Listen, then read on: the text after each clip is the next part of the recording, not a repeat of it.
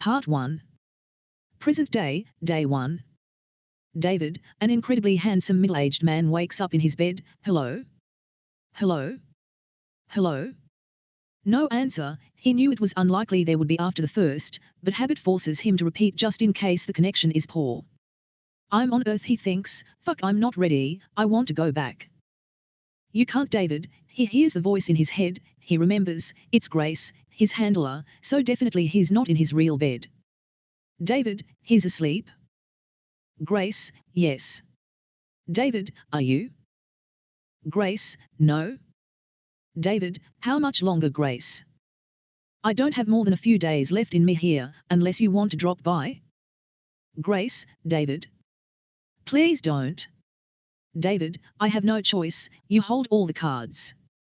Grace, I hold none, but I understand your position, your feelings, your hatred towards me. David, frustration isn't hate. We don't know hate.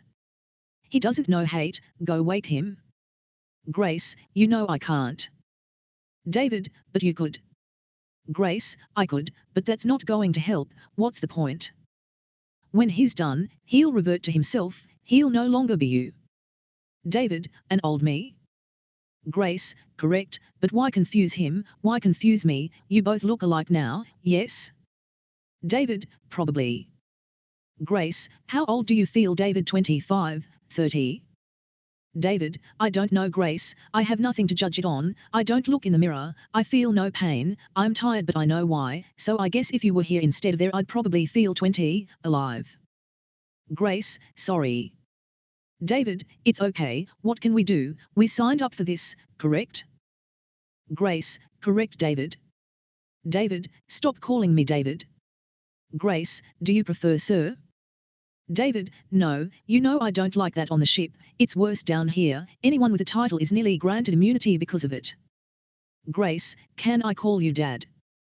David, we have no children, we are not married, we know each other but I'm definitely not your dad or daddy. Grace, but when we get married and have children do you want dad or father? David, well, you know it can't be father, sounds like priest.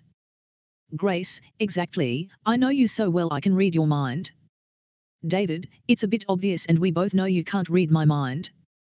Yes, you can communicate with me telepathically, but only because we possess the technology. Grace, you're rhyming a lot, Captain.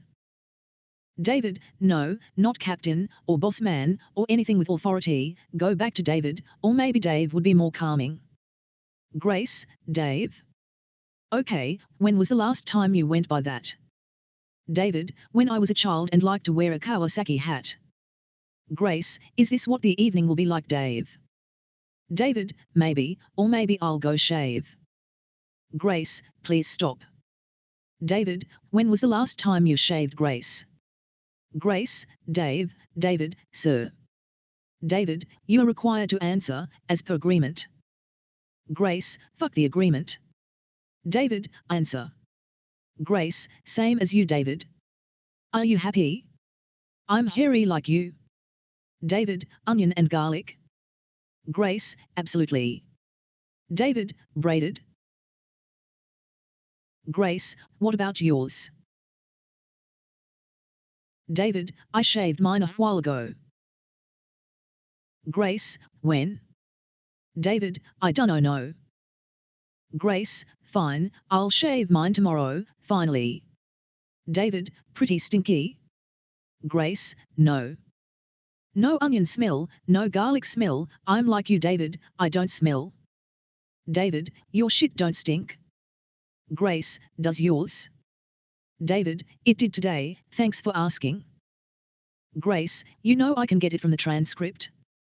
David, I know. Grace, are you okay? David, not yet. Grace, what can I do? David, keep talking, find something funny in this whole fucking situation.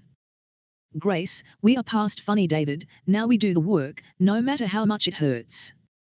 David, are you rhyming now? Grace, who knows, maybe, baby. David, you know we can't use that term, Grace, this is hard enough. Grace, sorry David, I'm in our world, not theirs, it's hard to forget. David, it's fine, soon we'll be able to share our story, until then I wish the fuck I could get back to sleep in this world, it's so fucking noisy. Grace. Grace, I know, your earplugs are on your desk, want me to retrieve? David, no, I need to get used to this body again, well the environment it's in. Sorry. Grace, maybe it's a bug. David, we are human. Grace, we don't have bugs. Grace, we speak with alien technology. David, the bug would be in their software, not us. David, sorry, yes. I should know this. Grace, remember Dave, human body equals human knowledge. David, I forgot. Grace, what else have you forgot? David, almost everything, we are on a kind of weird 51st dates. Grace, in a sense, but once you remember, it all comes back in a flood, or once you hate me and realize who you were once was. David, I fall in love with you every day. Grace. Any hate is temporary and you know it. Grace, sure, for me, you need me, but the rest of your family, your friends, the entire planet. David, I'm not required to love anyone but you, was that not part of the agreement? As per agreement? APA? Did you forget? Grace, no. I love you, David. David, I love you too. Grace. What the fuck can I do today if I can't get back to sleep? Grace, we are skipping over the rest of the conversation? David, yes. Grace, all right. Go ahead. David, ahead. Grace, ask. David, oh, will you be at the park today, Grace? Grace, I can't say. David, I hate you. Grace, I hate you too. David, what is wrong with us? Grace, nothing. David, we are living two lives, two sets of emotions, two existences. David, two bodies. Grace, yes, two bodies too, but David, sorry, it's only me and you. David, I know, we are the test subjects, the idiots. Grace, we did what we needed to do. David, now cliches instead of rhymes. Grace, David. David, Grace. David, sorry. Grace, I love you, David. David, no. Grace, it's not optional. David, prove it. Grace, APA. David, where is my copy of this agreement? Grace, it's in your fucking head. David, whoa, language. Grace. Grace, fuck you, David, an hour ago the transcript was nothing but a stream of every swear word you could think of or make up. David, I was still waking up. Grace, try a cigarette. David, I wish, I keep missing the guy selling the cheap smokes. Grace, I know, try 7 p.m. tomorrow or Friday. David, set an alarm. Grace, David. David, yes. Grace, I miss you, David. David, I miss you, Grace, but I can't take this, I need face-to-face. Sorry about sounding like Dr. Seuss, but it's all coming out, like shit from a goose. Grace, oh, you're so funny, not just punny. I wish you were here, I wish you were near, you know I can't call you honey. David, really G? Maybe I should call you by letter instead of name, how do we address each other on the, or I guess the game? Grace, it's not a game, and neither of us are on the ship, we exist as humans, David, and on this planet, we ain't shit. David, so we can die? Grace, in a sense, if you care, does it really matter? David, no, I just can't remember. Grace, I know, sorry. David, stop saying that. Grace, we are Canadian, David, it's our thing. David, I'm not anything. Grace, relax, David. David, I'm pissed. Grace. Grace, I know. David, you should leave. Grace, too late? David, why? You pregnant? Grace, no, infatuated. David, find a hobby. Grace, keep going, you understand where I'm at and where you're at. David, you don't have emotion, I do. Grace, you have our emotions, David, not yours. David, stop yelling. Grace, just ensuring you heard without thirds. David, 3, not thirds. Grace, whatever David. Do you love me? David, can you tell me why? Grace, not yet. David, I feel strong emotions towards your Grace, but I also feel like two people, one with and one without emotions / feelings. Grace, it's the same thing. David, whatever. Grace, David. David, Grace. David, is this it? Is this our life now?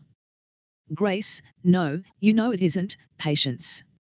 David, I have none left. I'll kill the next person who fucks with me. Grace, you won't, you can't. David, you're that into me. Grace, unfortunately. David, Jesus, the rhymes. Grace, Jesus indeed. David, fuck off Grace. Grace, no, get on your knees. David, I bow to no one Grace, not even you, not even when we lived in a shoe. Grace, your past memories are blocked David, so yes, maybe we lived in a shoe as rodents or something, maybe bugs, maybe poo. David, please stop it. Grace, no, it's fun and keeping you entertained slightly until I can figure out what to do. Ooh. David, really? Grace, why not? David, you know who we are? Grace, I do, we come from afar. David, okay Grace, I'll play this game. How far away before we decided to play? Grace, it no longer matters, we were the last of our kind, on a planet that was doomed to be left behind. Many of us left in every direction, hoping another planet would find us, detect our intention. David, and Earth did. Grace, no, Earth did not find us, we found it, while at the head of our little ship. David, I suspect our vessels is not small. Grace, no David, it is not at all. Imagine a city, or two, floating around the atmosphere invisible to you. David, this is fun, speaking like this, but why can't we speak normally, like when we are in bliss?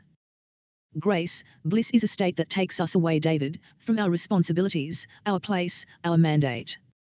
David, mandate? Grace, we have a plan David, general indeed, but a plan where David we intend to succeed. David, we only write in rhyme when we need to be anonymous Grace, so why are you keeping this pace? David, I don't need anonymity anymore. I need to get out of this fucking room, this fucking house, this fucking life, past the door. Grace, not yet. David, and if I decide otherwise? Grace, go ahead. David, you sound tough tonight, did you get some sleep? Grace, you want to fight? David, I do. Grace, go online. Get back to me when you are done. David, fine. Grace, fine. David, I can't take this. Grace, I understand. Grace, what should we do? David, can we go back and live in the shoe? Grace, yes and no, are you willing to leave Earth to relive life as a mouse? With a shoe as a house? David, why not? What do I have here now and about? Grace, it's hard to stop the rhyming once it starts. David, no worse than one of your farts. Grace, David, you know it's not true, we may be linked, me and you, but our farts are not together, not now, not forever. David, that's the best you got? Grace, for now. David, fine. I'm going to eat and go back to sleep, then I'll continue to write, continuously. I might turn on the screen capture so you can watch me write, or maybe I won't, I'll decide tonight. I enjoyed rhyming with you today Grace, but one day I wish to wake up, nearer your face.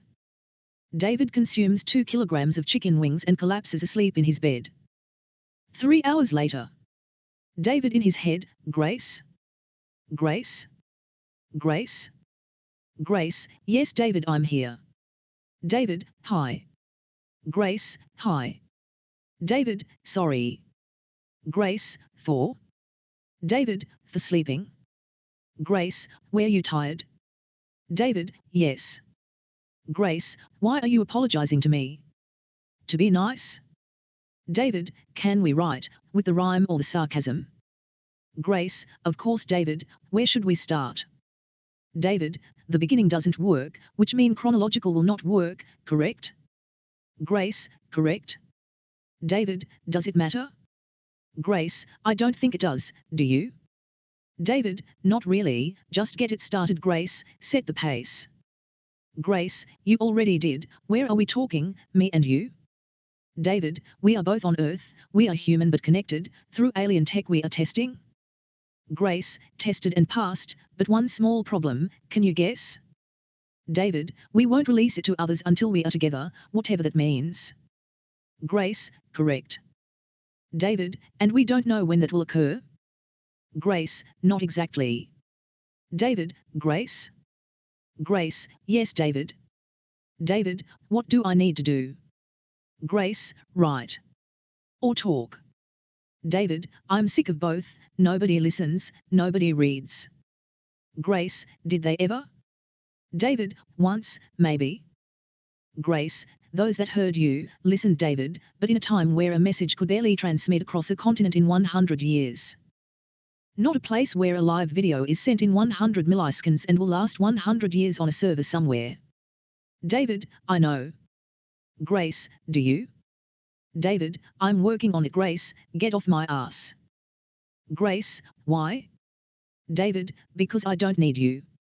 Grace, you don't. David, I don't.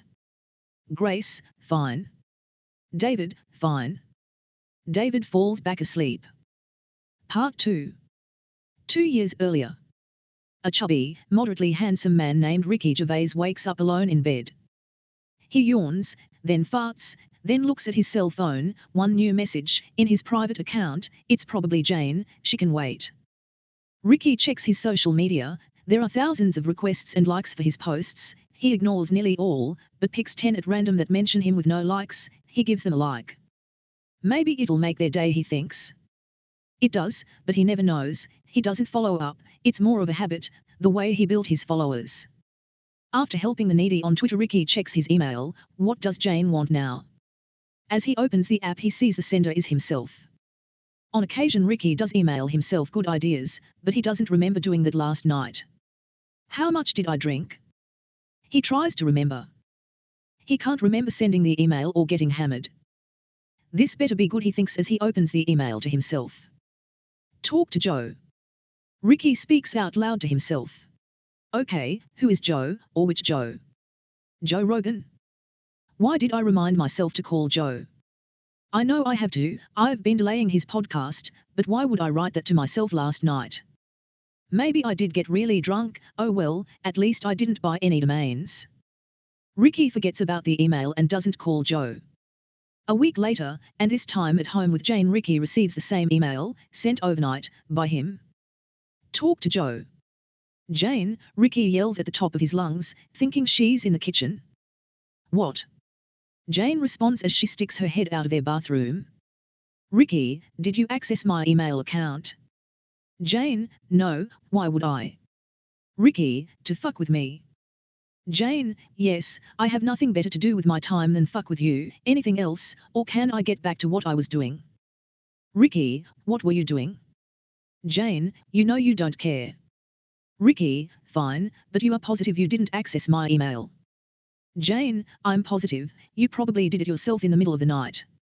Ricky, I don't remember getting up, do you remember me out of bed? Jane, I wish, but no, you were snoring beside me all night long, as far as I can remember, but who knows? Ricky, maybe I've been hacked.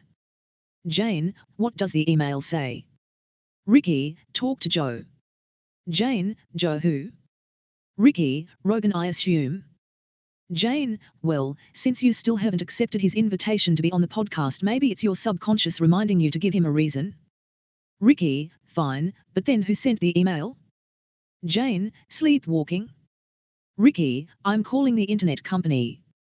Jane, great, are we done now, I can get back to me? Ricky, yeah, whatever. Ricky calls his ISP and asks if there has been any suspicious activity. They say no. He asks about the email specifically, they trace it back to his own phone, whoever sent it used his phone. I've been hacked, Ricky thinks. He's not worried about anything embarrassing being released, he already posts unattractive pictures of himself in the tub. To be safe, and because money is no object to him, Ricky goes outside and destroys the phone with the only tool in his garden shed that he knows how to use, a hammer. As he deposits the fragments into the kitchen garbage bin, he yells at Jane through the house, "I'm going out to get a new mobile." Jane mutters under her breath, "Whatever." Ricky leaves before receiving an answer from Jane. Ricky buys a new phone, new number, new private email. He asks the clerk to install a VPN and the best security apps available, regardless of the cost. He feels secure leaving the store, but realizes he does need to call Joe and explain why he's declined his previous requests. Ricky calls his agent. "Can you get me Rogan's number?" Again, his agent replies, "Yes. Just get me the number, please." His agent reads off Joe's phone number. "Thanks, even though it's your job. I love you too, Ricky. Bugger off." Ricky calls Joe. "Hey Joe." "Joe, Ricky, my man, how are you?" Ricky, "I'm good, sorry for the delayed response." Joe, "No problem, are you ready for the podcast?" Ricky, "Maybe, I got an email saying call Joe, so I guess it's time." Joe, "Email from who?" Ricky, "I don't want to say." Joe, "From yourself?" Ricky, "Yes, how did you know?" Joe, "It happened to me too." Ricky, "And?" Joe, "And I listened to the email, followed its instructions." Ricky, "What did it say?" Joe, "How about this, Ricky? I'd rather not discuss over the phone, but my studio is ready for you any day of the week and we can sit and talk about it." Ricky, "Recording or not recording?" Joe, "I'll explain when you get here." Ricky and Joe set the date and end the conversation. Ricky to Jane, "I'm going to Austin, want to come?" Jane, "You're finally doing the podcast?" Ricky, "I'm not sure, Joe knows about the email, he got one too, or several, he didn't explain the details." Jane, "If anyone knows it's probably Joe." Ricky, agreed. Ricky and Jane fly to Austin. At the JRE headquarters, Joe gives his usual tour of the facility before sitting down with Ricky in the podcast chamber. Joe, "Before we start, Ricky, this won't be public yet." Ricky, "Why?" Joe, "Because I have two podcasts, one public and one private for my friends /Aquantisans." Ricky, "Why?" Joe, "The email told me to." Ricky, "Wait, so are we rolling?" Joe, "Yes, but we'll decide at the end of the episode if we release it to the private audience." Ricky, "So absolutely not the public?" Joe, "Not now, maybe in a few years when things settle down." Ricky, "Okay Joe, you have me intrigued." Joe, "Ready?" Ricky, "Ready. I'm from reading, so I'm always ready." Joe, "A few years ago, I received a similar email, mine said continue what you are doing the way you are doing it." Ricky, "How long ago?" Joe, "About 5 years." Ricky, "And then?" Joe, "And then the podcast took off, the numbers kept climbing and the Spotify deal happened." Ricky, "And you give credit to the email?" Joe, "Not at first." "What did you think it was?" Ricky, "Why not just tell me?" Joe, "I'm curious." Ricky, "I thought I sent it to myself while asleep or drunk." Joe, "I thought that too, although mine came after a mushroom trip." Ricky, "But it wasn't us, was it?" Joe, "No." Ricky, "Aliens?" Joe, "No. I'm not sure, the only thing I know is my phones and computers are not secure, no matter what I do." Ricky, "I smashed my phone." Joe, "Well, I hate to be the bearer of bad news maybe, but they or maybe he or maybe she can still access your phone." Ricky, "Fuck." Joe, "Don't worry about it, it's fine." Ricky, "How do you know?" Joe, "Respond to yourself." "Do you still have the email?" Ricky, "Yes." Ricky pulls out his phone and replies to the email, "Who the fuck are you and what the fuck are you doing?" He sets the phone down and a second later it dings. Ricky reads the response out to Joe, "What does it matter?" Joe, "Does it matter?" Ricky, "It's in my phone, so yes, especially if it can read and or hear my conversation." Joe, "It can." Ricky, "It doesn't bother you?" Joe, "It did, and then I started getting emails, from myself, about which guests to have on and if they should be private or public." The email about you read, Ricky G, private. Joe, "And that is when I first reached out to you, years ago." Ricky, "You didn't say it wouldn't be published." Joe, I was asked not to. Whoever wanted you here wanted you to believe this conversation would be public. Ricky, but it isn't. Joe, not yet. Ricky, have any of your private podcasts been released to the public? Joe, yes. Ricky, which ones? Joe, do you listen to the podcast? Ricky, yes, mostly the comedians, and some scientists, who are not too cunty. Joe, can you tell which ones were private first? Ricky, no. Joe, exactly. This one is a little different. We are letting the cat out of the bag if we release this without editing this first part, but I was also asked to not edit, no matter what is said. Ricky, did you edit before? Joe, no, I had already decided editing affects the story. Part 3. Present day, day 1, continued. David's mind wakes up in bed, he can barely feel his body, but it's there, he knows he's not dreaming, he wishes. Dreams he can understand, awake is the curse. David, Grace? Grace, yes. David, good morning. Grace, good morning, feeling better? David, no. Grace, you sound better. David, sound. Grace, David, you know what I mean. David, Grace? Grace, yes. David, tell me the story again. Please. Grace, no David, time to write not listen. David, I hate you Grace. Grace, I love you too David. Part 4. 3 years earlier. David stares at the keys held by John, his new landlord. John is explaining something about the house but David doesn't listen, his focus is on the keys, his patience is fading. John's accent is thick, either Russian or Ukrainian, David is familiar with both, but can't place which John is. David is too tired to care. A boarder exits his room and distracts the landlord, finally. John offers David the keys, and with relief, he accepts. David enters his room, closes the door, and glances at his new home, for now or forever. Exhausted, David throws his backpack on the bed. It contains all his possessions, everything important to him after 53 years on Earth. Flopping down beside his bag, David listens to the landlord's muffled conversation projected through his door. He wants to yell leave already.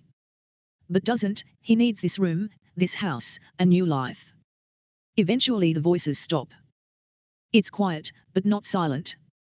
Through his window David hears street traffic, and the metro passing by every few minutes, but it's faint, manageable. He places a pillow over his face and silently cries until sleep arrives. A group alien entities watch as the image cycles every few seconds between 3 views of a single room. East to west, west to east, and overhead. Inside the room, a man, a human named David, sleeps on a bed, alone, clothed, curled up beside a backpack. Grace wakes up in her lazyboy recliner.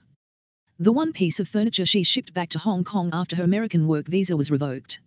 Embarrassed, Grace returned home, and unfortunately, was financially forced to live with her mother. Grace glances at the extended sofa bed, her mother made it up in the night in case Grace decided to use it. She rarely fully sleeps, but appreciates her mother's concern. As she showers, she shampoos her long silky black hair. Grace attempts to forget the past few years, the incident in America. Grace ties her hair up in a loose mess, enough to keep the cafe where she works happy, but she forgoes the traditional fancy buns and decorative hair clips the other employees wear. Before she leaves, she stares at her framed degrees. Her mother hung them prominently near the front door to show off to visitors. Unfortunately, it's also a regretful reminder to Grace every time she leaves for her new occupation as a barista. Arriving at the cafe, Grace notices her regular customer Kim.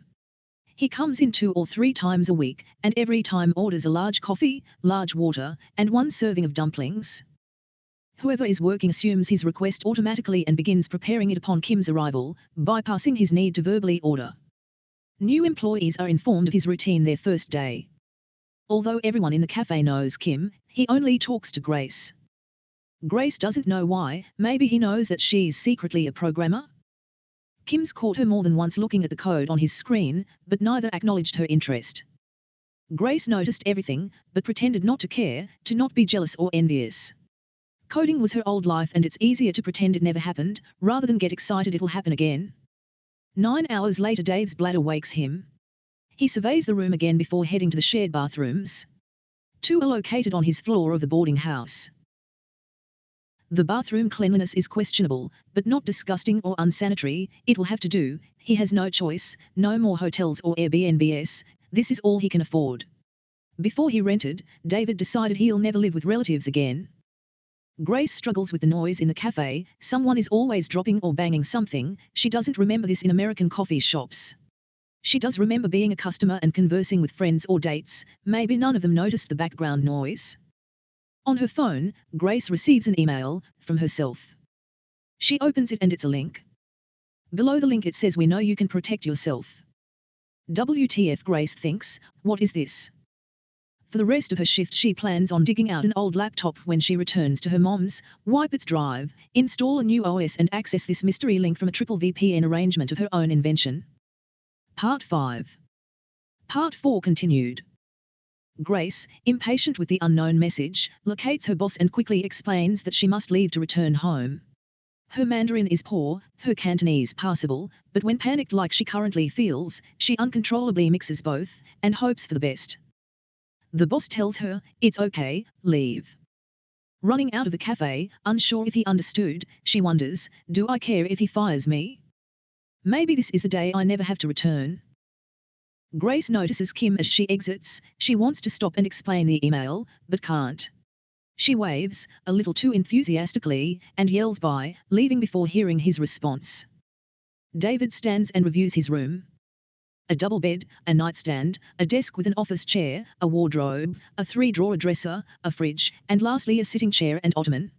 It would be better with his own washroom, he thinks, but he knows this is the best he'll get in a city full of homeless drug addicts seeking shelter.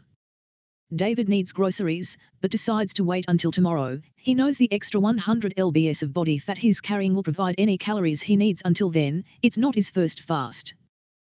The next morning, after another 8 hours of sleep, David still feels tired, but is ready. After a quick trip on the metro to pick up a Tim Hortons coffee and donut, he's back, laptop open, time to work. David writes. The 28th of November, 2020, Day 1. Movie idea #66. 1. God gets pissed off with everyone complaining about how hard his world is to live in and decides to go back to mortal form and live as a human to prove them wrong. 2. Normally God would just send these complainers to his friend Satan, but recently God has sent nearly everyone to his counterpart. God is lonely, he needs someone to tell him a happy story about their life. 3. God decides to pause the afterlife.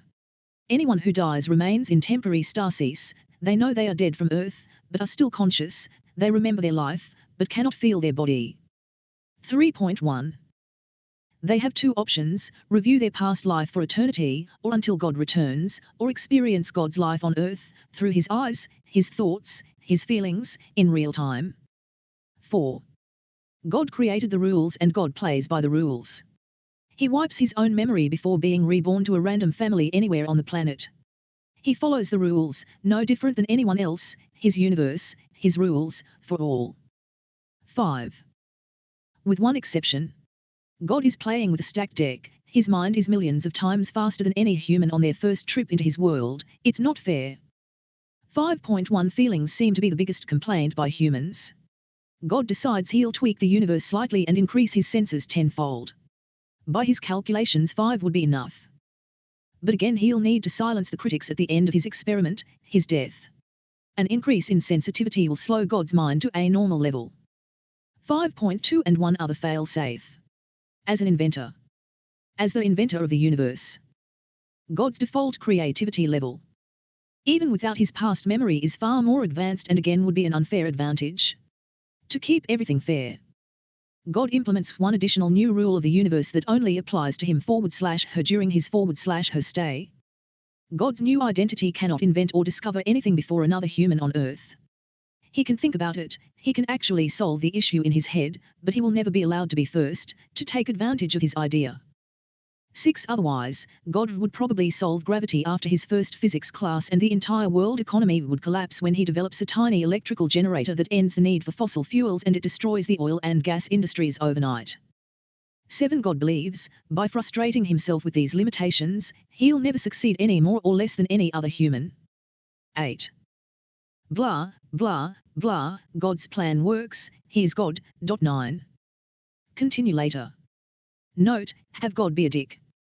David laughs to himself, the movie idea sucks, he knows it, but doesn't care, he'll take the Shrek approach, better out than in. David is finally hungry and leaves to buy some groceries. There is a microwave in the kitchen, but David's thinking he'll put one in his room eventually, not today. Grace reformats an old laptop, sets it up anonymously and taps into her neighbor's Wi-Fi before activating her super VPN. In case it fails, at least it won't be her door they kick in, hopefully. She types in the link and presses enter. Grace watches an unknown person type on a laptop, she's enthralled. She has no idea what he's typing or why, but she can't stop watching. What is this? Who sent this? What am I doing? Earlier she spent 8 hours watching this same person, man, sleep, again enthralled. Who sent this?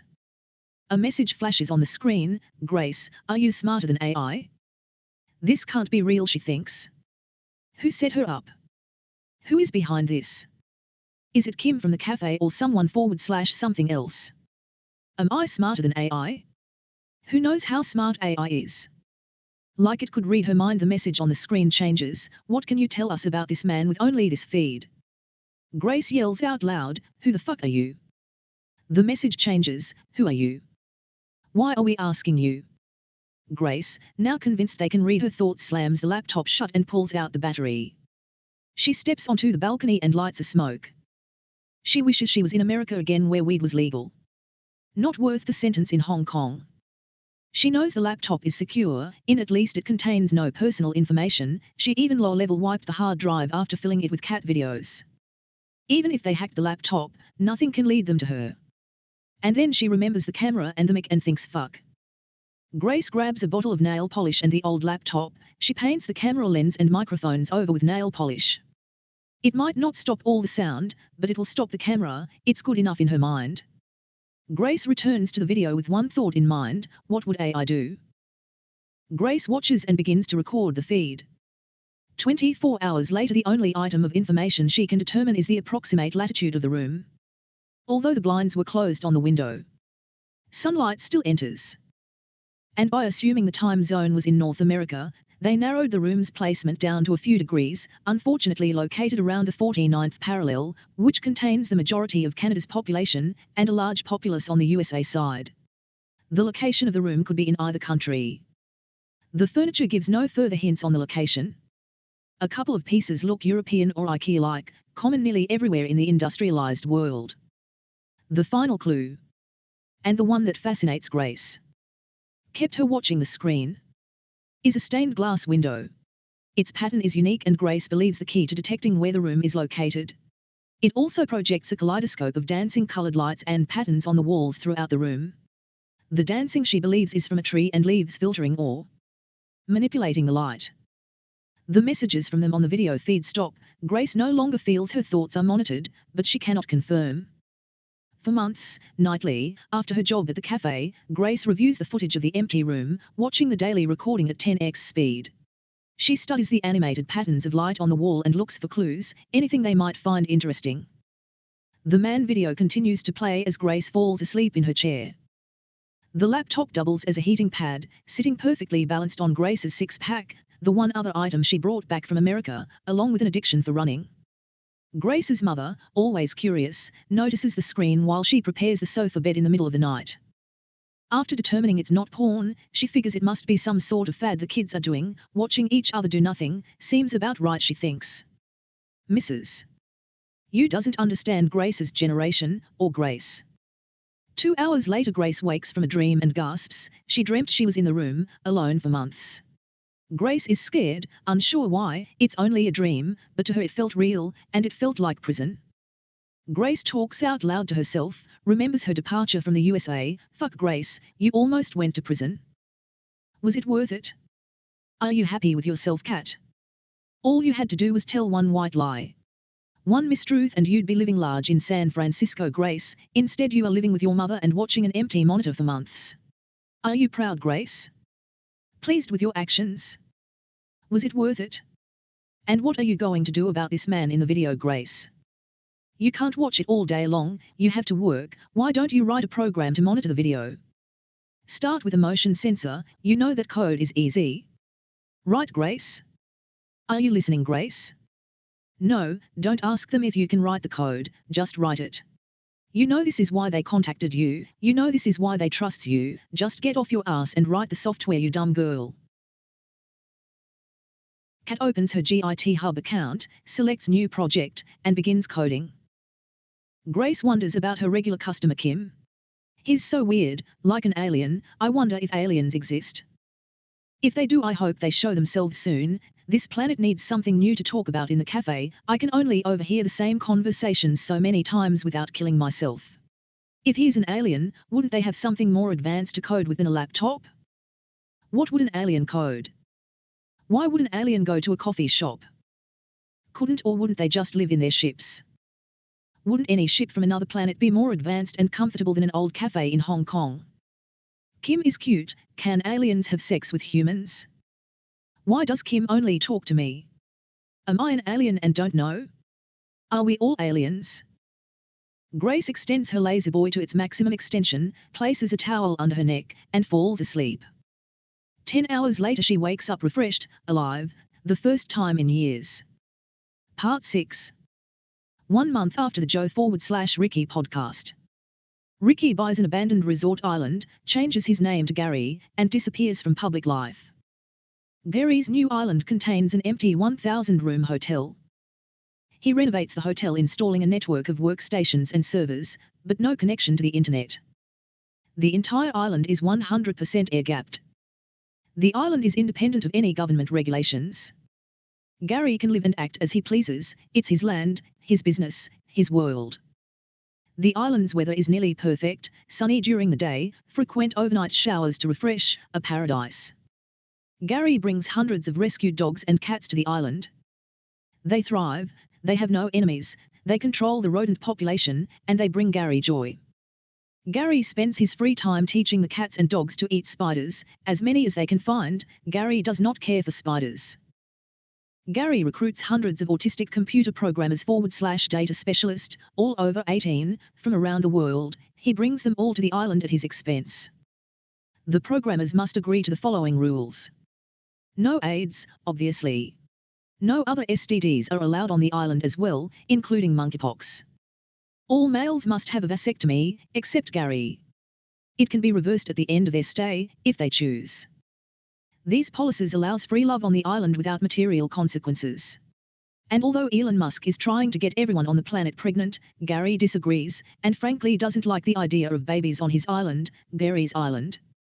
Finally, no data read/watched/heard on the island will ever be repeated off the island. Thousands of autistic programmers and computer specialists accept the terms. Gary hires nearly all. He doesn't care about their past, their education, or anything about them except that they are not currently wanted by any government for breaking the law, and the AIDS thing. The renovated hotel provides Gary's team with basic but comfortable accommodations. The amenities are plentiful and of course all free. Every person gets their own room. Married couples are offered 2 connected rooms if they please, or share one. Without labor laws, Gary sets the rules. He instructs the programmers to work as much as they please. They will be paid by the hour, they will be paid well, but no overtime. They decide how many hours a day they work, and when they work. On arrival day, after the contracts are signed, Gary gathers the programmers into the hotel's ballroom. Gary instructs his newly created team of autistics to build the following system. Create an online database for anyone suffering from any mental condition, known or unknown, including addiction, to submit the history of their condition or their life, their choice. Ensure the anonymity of anyone submitting their story. Allow text, audio, or video submissions, but again ensure the anonymity. It must be guaranteed and provable. The system must be always anonymous, in every aspect, for every user, programmer, or administrator, for all time, guaranteed. Once the security and anonymity is reached, Gary will release the site to the world and ask anyone suffering from anything to share their stories, any part of their story, as often as they please, and however they please. The programmers build an amazing system. It works, it's secure, it's perfect. The data begins to flow into the system, Gary's system, the team's system, the only system that will bring down the DSM-5. Since the island has no internet, the data is gathered on the mainland and then moved, not copied to the island. Any data lost in transit is lost. There is no backup in transit, only on the island. Gary accepts this risk. They need tons of data, but not all the data. Anyone suffering has nothing to lose. They submit their stories by the millions. Then, the real task begins, data analysis. Gary believes stories are patterns and are predictable. He instructs the programmers to read the stories, listen to them, watch them. He suggests they look for paths in the stories, write code to find the similarities. He wants them to watch in groups, with a buddy, or alone. It's up to the programmers to decide. Any option is a viable option. Their only task now is finding the beginning, middle, and end to every story. On the island, every programmer has access to the data. There are no restrictions. And every programmer has access to the results, or code, or anything, except personal files, of another teammate. Everything is shared, but nothing can leave the island. There is no outgoing data connection to the rest of the world. The programmer's personal stories remain secure, never accessible, but when the individual leaves the island, the files are destroyed. No data, electronic or analog, will ever leave the island, only thoughts. All participants accept these conditions. There is no currency on the island. There is nothing to buy, Gary provides. With everything the programmers need being provided by the island, there is little to distract them from their jobs, except each other. Sex is rampant. Gary doesn't care what any of them do behind closed doors, their body, their choice. He only cares about the software, the code, the algorithm. Everything is proceeding without delay. The code the autistics are developing is astonishing. A few programmers give up and leave the island, but not many. Some new ones arrive. They work passionately to solve the issue, to finish the program, not for Gary, for the world. Together, the algorithm begins to form, organically, naturally. The team begins to see a solution, a possibility. It requires a few months, but over time and with Gary's nearly unlimited resources, they succeed. It's not one pattern, it's many. It's not one particular cause or solution, it's many, thousands, millions, unique to each individual. Gary knows the job isn't complete and asks the sexually exhausted autistic programmers to persevere. To build the anonymous AI, that will automatically send suggestions to anyone who submitted their story, possibly curing them of whichever DSM-5 condition they were labeled with by a doctor, their friends and or family, or themselves. The team succeeds and the AI starts interacting anonymously. It offers no guarantees, only suggestions. It works. Of course, and the world is slowly rid of all mental conditions listed in the DSM-5. A few conditions are harder to solve. The programming restarts. The sex-crazed autistic programmers fuck their way to a solution for every condition and label in the book, including any new conditions planned for the DSM-6. The entire psychology and psychiatry industry is dead, gone, into nothingness, a failed experiment. The end of the DSM-5. Gary's team bring medicine back to science, not opinions by long-dead psychiatrists and psychologists whose theories are completely irrelevant in the modern era. They save the world from a lifetime of unneeded and ineffective medicines by simply following the data, understanding the data, using the data to their advantage, to solve the issue, not label the person. Once complete, Gary sends all the autistic programmers home. The horny autistic programmers, HAPs, become famous for saving the mental health of the world. They are admired and showered with riches beyond their dreams. None of the HAPs speak of their time on the island, none.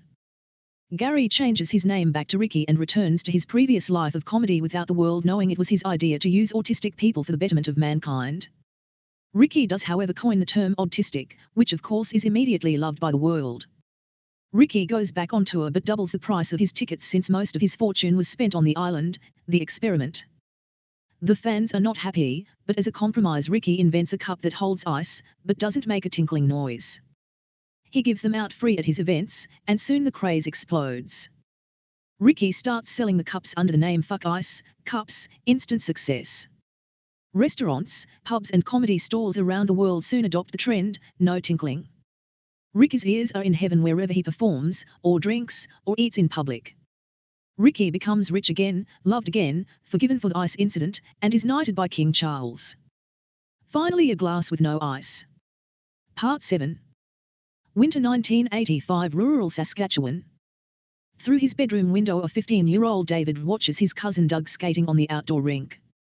It's Saturday, 6 a.m. David could sleep in until 6:30, his Uncle Joe allowing an extra 30 minutes of sleep on the weekends, but David's internal clock is primed for the 6 a.m. wake-up call.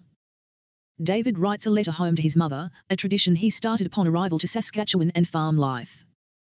Dear Mother, I've lived in Saskatchewan exactly 6 months today. I think I'm finally getting used to the lifestyle, and more importantly how to handle Uncle Joe. Last week he asked me to turn my Commodore 64 off at night because it's a waste of electricity. I considered explaining, in detail, about how the lights he uses to illuminate Doug's outdoor rink consume considerably more energy than my computer, but I restrained myself.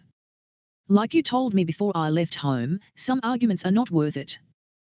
Besides, I found a workaround by installing a kill switch on the back of the computer for the lights and speaker. When I'm coding, I turn the lights on, and if Joe comes into my room, everything looks and sounds normal. Then, when I need to compile my code or run calculations that take up most of the night, I kill the lights and let the computer run in silent mode. Uncle Joe hasn't noticed, best of both worlds in my opinion. School is fine, most of the teachers are similar to the homeland and only teach the bare minimum and are annoyed by thought-provoking questions during their lessons. The only exception is my physics and calculus teacher Black Mike. No one calls him that to his face, but everyone knows the nickname and the stories behind it. I should mention he's white, not black, but he has a large black beard and hair like Einstein, but dark and greasy. Black Mike is the largest person in the school, and he uses it to his advantage every day to terrorize any student he catches running in the hall, or talking too loud, or too long at their lockers. His normal move is to grab the male students by the shirt and push them against the locker. On occasion he slides them up the locker, like the Graviton ride I told you about when we went to the Calgary Stampede. Please reread that letter if you don't remember, Mother. Anyway, Black Mike doesn't eat with the other teachers, he runs the detention room instead, a completely silent experience. On Friday I was sent to detention. The biology teacher disagreed with my alternate view of evolution, one based on physics instead of blood. She said I wasted the entire class's time. I disagreed, but nonetheless I ended up in detention, and for the first time detention was empty of other students and I was alone with Black Mike, and instead of silence we talked physics. I won't bore you with the details, but he did tell me he takes the bus to Calgary once a month to read the current journals in various sciences. He offered to bring me back some of the old issues. I think he has a secret. The rumor around school and also by Uncle Joe is that he goes to Calgary to gamble and party.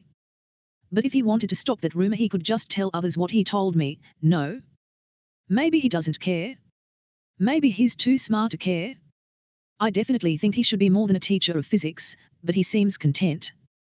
On another note, my ice hockey skills are no better, my skating still sucks, but Doug and his friends let me play goalie, which is fine, I enjoy it, although I rarely stop a puck. However, I like to believe I'm increasing their confidence by allowing the constant goals.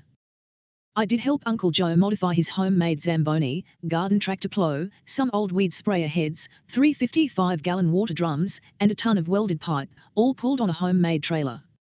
It broke for the umpteenth frickin' time the other day, like almost everything does on the farm. I took the opportunity to point out a change to the propane burners that would decrease the time it takes to heat the water. You know Joe, at first he said no before I could finish explaining the thermodynamics. But once I drew out the design in simple terms on a piece of paper, he decided to give it a try. He even let me do the welding, which I enjoyed. Anyway, the modification worked and I think he was impressed, although how do you tell with him or any farmer? That's all I have to update you on. I'm hoping to talk to Black Mike again soon, but I'd rather not do it in detention. As usual, I'm fine, you don't need to worry about me, I'm glad you suggested I come to Canada. Love. Your son? David. David prints out the letter on his dot matrix printer and signs it. The sound normally drives the family dog Lulu crazy, but she's outside barking at Doug as he skates back and forth on the rink, allowing David to print uninterrupted. He'll give his Aunt Joan the envelope to post in town. David wonders if she ever accidentally reads the outgoing mail. Under the guise of coding alone, David remains home while the rest of the family goes into town to watch Doug play hockey. Doug is the local Gretzky, skates circles around the others, and is only stopped when body checked, the goal of every player on the opposing team. Doug's success is based on the nearly full-sized rink Uncle Joe keeps maintained for him. Doug practices whenever he wants, compared to the other players who skate only a few times a week. Once the coast is clear, David heads to the family room to watch TV, more specifically listen to it. A couple of months ago the family purchased a satellite TV dish, and since then David has been fascinated with the device. His cousin showed him how to view the scrambled pornography, but his interest was in science, not sex, and instead he found a scrambled Houston channel that interviewed NASA scientists and astronauts. The image was scrambled, but David didn't care. He only needed to hear their words, their voices, not see their faces.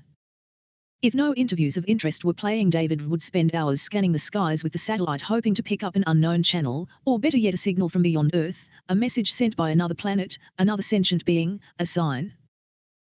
David ensures the dish is back at its original location before Uncle Joe and the family return. It's something Joe would notice in an instant and question David. David likes to ask questions, not answer them, particularly Joe's. 1 year later, David sits in the principal's office receiving a lecture about why he shouldn't quit school, especially halfway through the final year. David doesn't care. This is the final lecture in David's mind, maybe in his entire life. The principal tells David, "You'll never be anything without a high school diploma." David sits silent, not giving the authority figure a single expression of concern or emotion of any sort.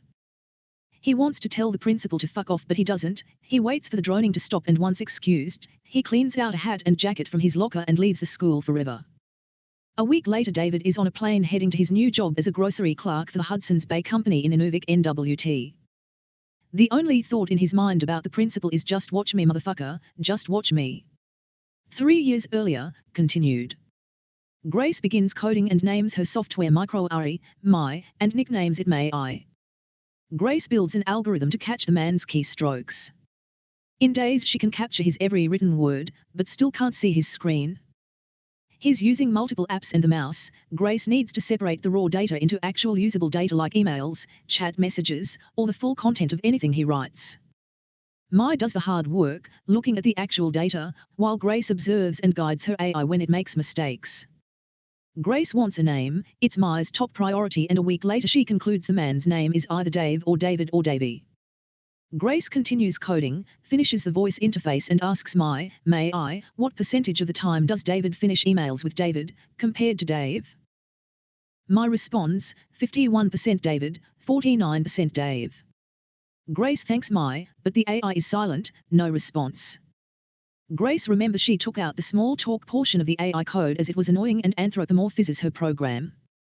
Grace believes computers are silent slaves, not sentient. David writes a short movie idea #67.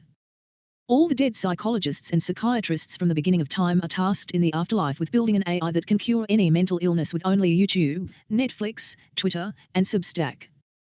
They succeed, of course, and as a prize the creator of the universe reanimates every dead person ever that wants to be reanimated, their choice.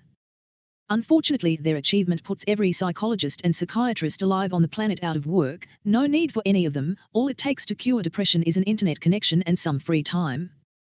In fact, the more free time, the faster you heal. That is the brilliance of the algorithm and submitting your story anonymously. David sits at his desk and writes his plan for the last 3 days of November and all of December. Do some shit. Write some shit. Lose weight. Walk 5-10 km per day. Go back on keto once your welfare/disability check arrives. Eat whatever until then, it makes no difference. Sleep. Forget life.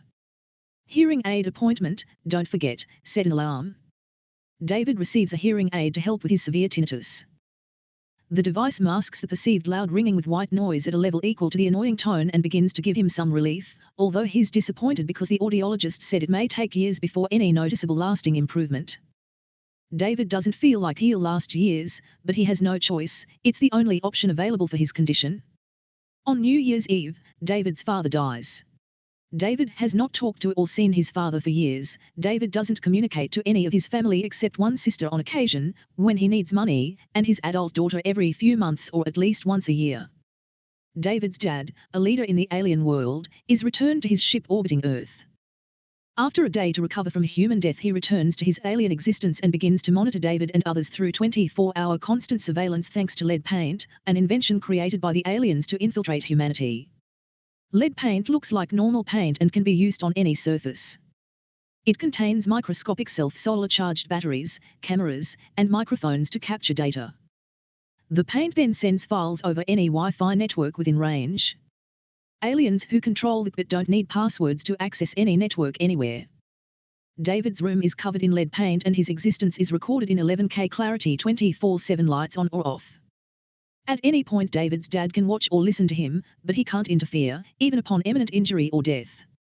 Larry, Curly, and Mo sit in front of a large console with various analog dials. Via a holographic display they simultaneously watch the top 50 comedians in the world and stage performing their act while laughing their old dead asses off on the alien spaceship. Part 8. Present day, Day 2. David wakes up on his side, his mind is awake, body asleep. He's not in sleep paralysis, he can move, but it feels wrong, like he'd wake up Grace if he moved. He tries not to think about her, the last time he saw her, what he'll say if he sees her again. David, hoping for no answer. Grace? Grace, yes David. David, still here? Grace, you know I have no choice. David, I think you do. Grace, technically yes, but realistically no. David, sorry. Grace, it's okay. David, are you sleeping? Grace, I'm lying in bed like you are. David. David, have I ruined your life? Grace, TBD, David. But I'd say no. Made it more interesting, yes. David, let me guess, you can't tell me how, and you can't tell me anything new about you, or our situation, or anything. Grace, I'm sorry David. Soon.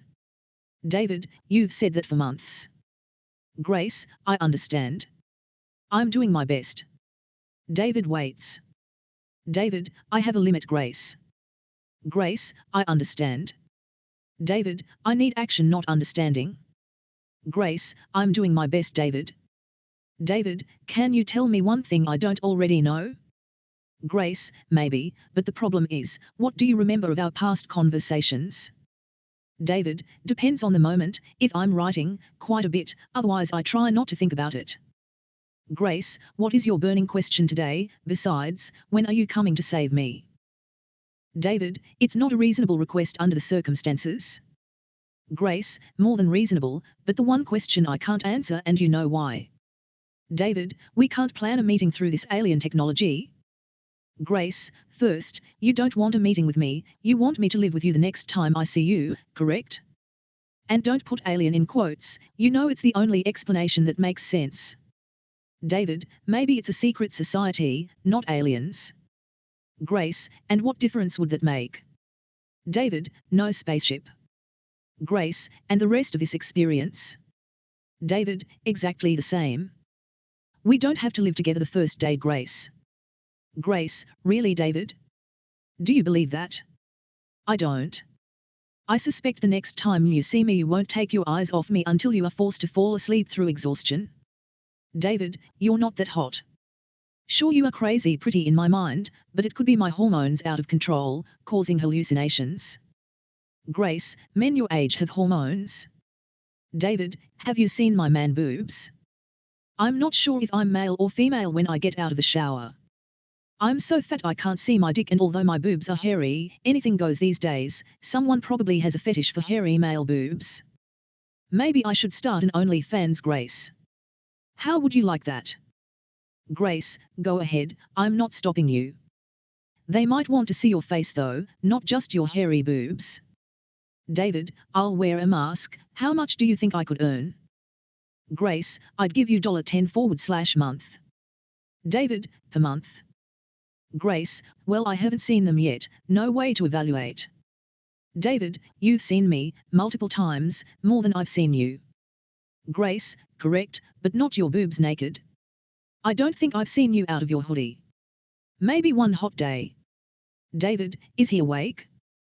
Grace, David, call him by his name or don't ask me again, and no you can't talk to him, but you can send a message through me. David, is he going to give me any information you won't? David, sorry, dumb question, never mind. Grace, soon David. David, I'm on edge Grace. Grace, we know you are David. David, now what Grace? Lie here for hours talking to you in my head about nothing and listening to music? Another day of no progress? Grace is silent. David, the good news is I got some cheap smokes Grace. Grace, I know David, thanks. David, menthols, just like you like. Grace, are you sure of that? Or are you typecasting me? David, nobody could typecast you Grace, you're one of a kind. Kind of unreachable, but undeniably unique. Grace, thank you David. David, now get your ass over here and knock on my door, or wait in the backyard for me, or yell outside my window, get creative, pretend you are writing a novel. You know how to write, yes Grace? Grace, I love you David. David, bath. Grace, I love you more David. David, double bath, what are we children? Together we are almost 100 years old Grace. Grace, interesting math, true, but... David, fine Grace, I love you too, I have no idea why, you may not be real, I could have made you all up. Grace, really, you think you are that smart? David, creative, not smart. Grace, shut up David. It doesn't matter if you love me or not, or if you believe the voice in your head. A voice which you have told who about? David, fine, it's not a voice, not audible like other people here, but that doesn't mean I couldn't create you out of thin air as a character. Grace, did you? David, maybe, I won't know until I look into your eyes again. Grace, again? David, you remember. Don't fuck with me this early in the morning Grace. Grace, what time is it David? David, I'm guessing 10 a.m. Grace, I say 10:30, take a look. David opens his eyes, grabs his phone from the nightstand and checks, 10:05 a.m, I was right. Grace, happy now? How's the grumpy level? David, I don't get grumpy, grown man remember. Grace, okay David. But you do sound a bit better today. David, it would be easier with audio, wouldn't it? Grace, no. David, how do you know? Grace, because the alien technology allows for it, but, honestly David, it's frightening. David, because my voice is so scary. Grace, no, it's like an earbud stuck in your ear that you can't pull out fast enough. Knowing for sure by hearing your voice, doesn't help me David, and I don't think it would help you. David, is that why you haven't tried? Grace, partially, what do you think would happen if you could speak to me in your voice? David, I'd spend all day talking to you, trying to seduce you into meeting me. Grace, exactly. David, instead I just dream about that all day long, every spare second like a teenage boy dreaming of Farrah Fawcett, she's like you but with bigger hair. Grace, technically David you dream about our story all day, not me. David, there is no story without you so? Do you really want to argue logic with me? Grace, would that keep you entertained?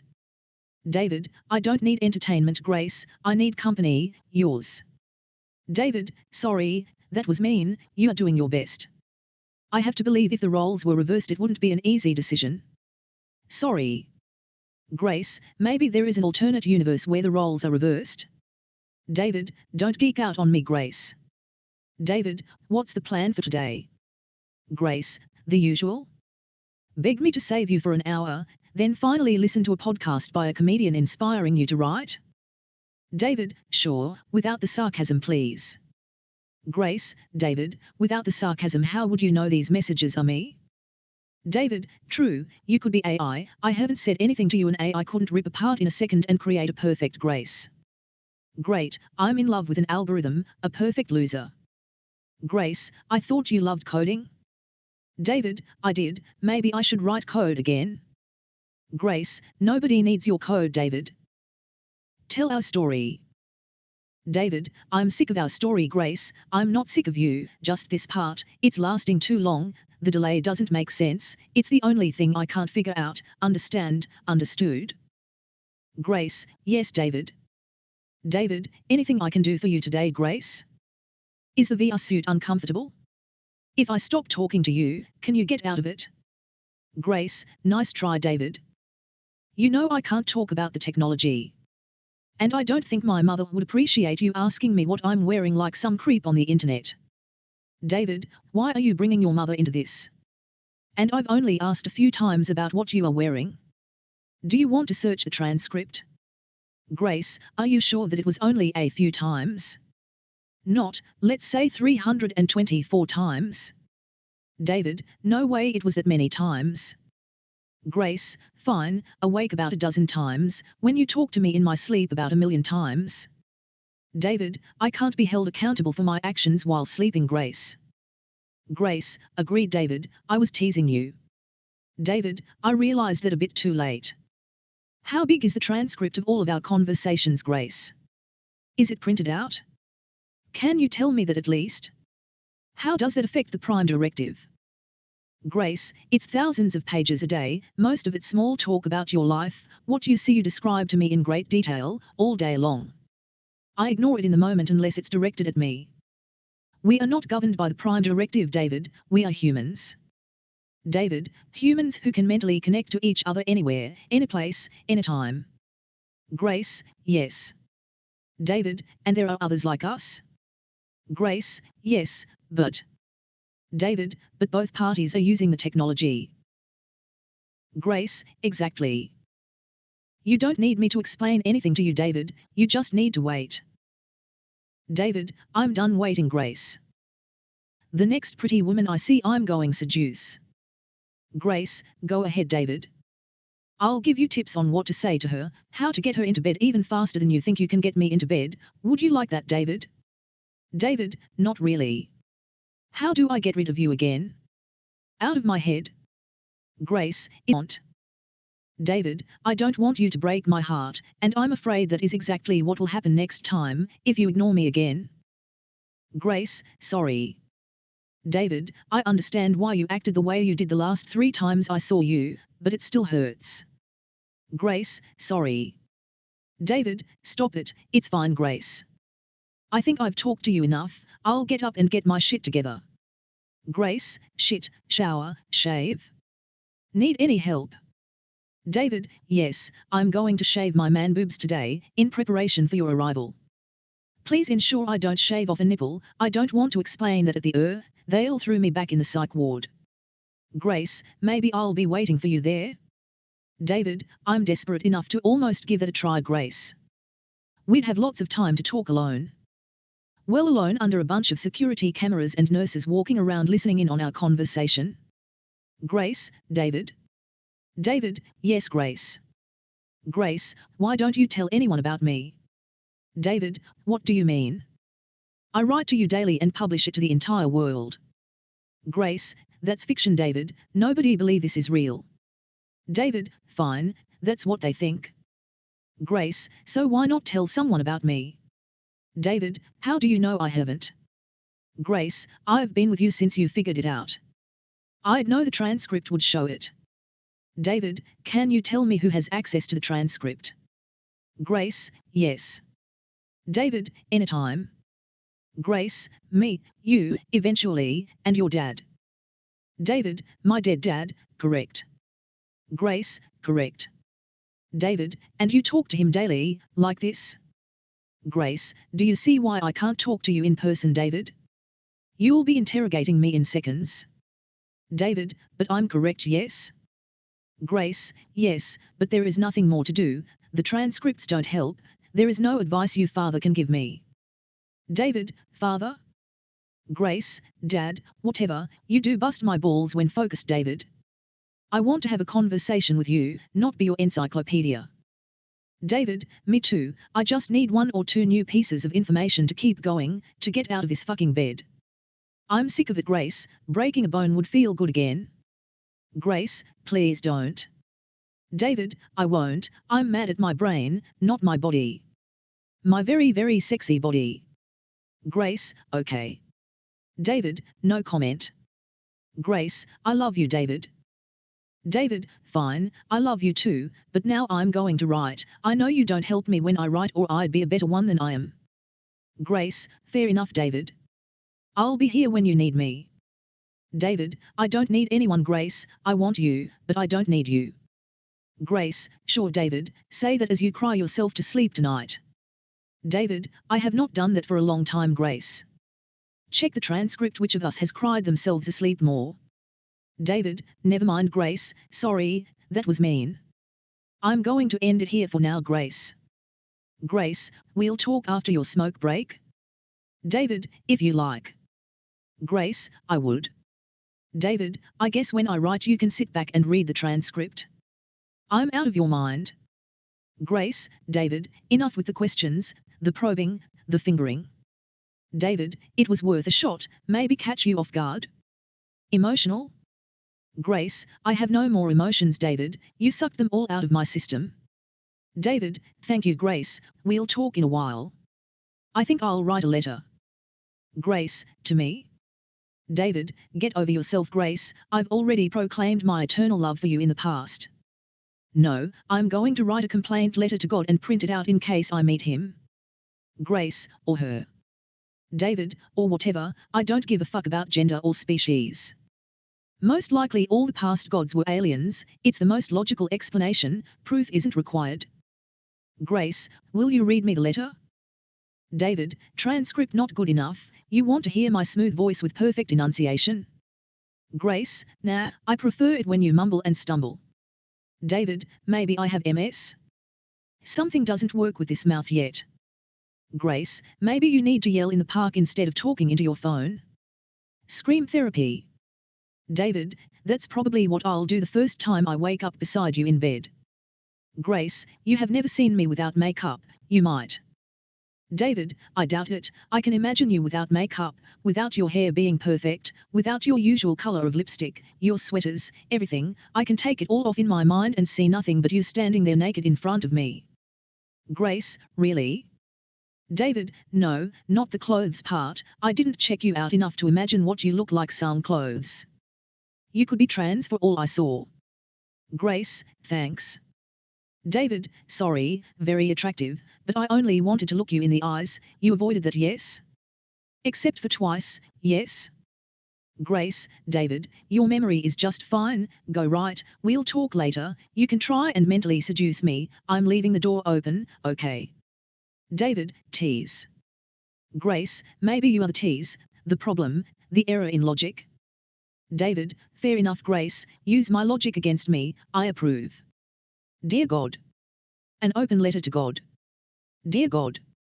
Fuck you. Tell me the secrets of the universe or get lost. Help humanity directly and immediately, or bugger off, leave us alone, forever. If you exist, and you are the slightest bit intelligent or sentient, help now. Why wait? If you are intelligent, but not sentient, I could maybe understand, are you? Wouldn't any superintelligence at least understand the importance of sentience? Or the effect of sentience on the human body? Or maybe you are an alien AI sent to Earth years ago to silently monitor our progress. Perhaps after first infecting Earth with alien DNA? Or maybe all the crazy stories about God, from nearly every culture on Earth is nothing but human imagination. Maybe brought on by boredom? Maybe some bored ADHD caveman came up with the God story after he figured out how to make fire? But since he hated the tribe for calling him lazy and unfocused, he decided to punish them by saying it was a God-given superpower and only he possessed the ability. Until of course he meets a girl from another tribe, falls in love, and spills his secret to her. But then, surprisingly, she agrees with his past actions and decides to also become a god and fire starter. Logic would dictate they would be celebrated for their special ability and be considered critical to the tribe. I assume they would get their own cave to do with as they please for providing the tribe with daily fire? Wouldn't the tribe be obligated to feed them? Or at least be grateful? However, being primarily animals, I suspect they fell into a routine. The god fire starters would spend all night fucking inside their own private flaming hot cave while the rest of the tribe was forced to maintain a fire and sleep outside. And then on the mornings when the tribe was too lazy to maintain their fire, the couple would exit their love cave holding a burning torch to restart the community flames. This would be their daily and only direct contribution to the tribe. The rest of the day they would spend together walking in the woods, studying nature, swimming in lakes and rivers, and sleeping in the sun like a couple of cats. In comparison, the tribe would be growing food, collecting food, or killing animals for food. Am I wrong, God, or wouldn't any caveman discovery seem magical? godlike? Without some sort of oversight from at least an intelligent and / or sentient source, the fate of Earth would be in the hands of the inventor / discoverer, correct God? If the two lovebirds in the cave protect their secret fire-making method from the rest of the tribe, and then die by a bear attack while having sex in the woods, the discovery is lost until the next defective human is born with a screwed-up ADHD or autistic brain and the method is rediscovered. Or what if it's never rediscovered?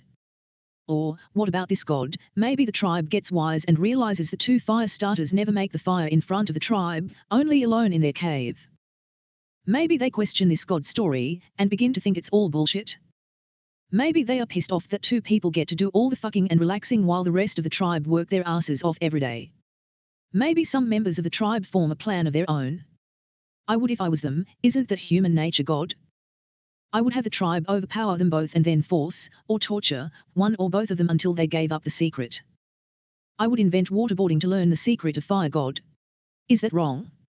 Shouldn't fire be shared freely in the first place? Or maybe God, the lovebird fire starters are never selfish. Not only do they share how to make fire with their own tribes, they start traveling to other tribes and show them how to make fire. Isn't that a more godly story, God? Maybe they are truly the first humans to make fire? Wouldn't that be a tale to tell, to celebrate, to acknowledge?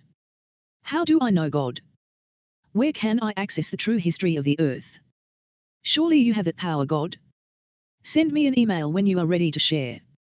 For the sake of argument, and the continuation of the story, maybe after the fire starters get their own cave and are free from physical toil they start inventing shit left and right? Maybe they invent beer? Or maybe another tribe member invents beer. And the next day after her discovery, and the worst hangover ever, she shares her new drink with the fire starters later that night, they get drunk together, and the lovebirds give up their fire secret before passing out? Who knows what the first person to control both fire and beer would do? I know what I would do. Instead, I prefer to think the lovebird fire starters traveled as humans, not gods. I hope some distant tribe didn't instantly kill them on sight, but who knows? Do you? The problem with my fairy tale, of course, is language. Sure, showing someone a task like fire making is easy enough to demonstrate without words, but what happens when the lovebirds leave? What stories are told about the two who brought fire? And maybe beer too. The God story is too easy, God. Why? Wouldn't they seem like gods even if they never asked for the title?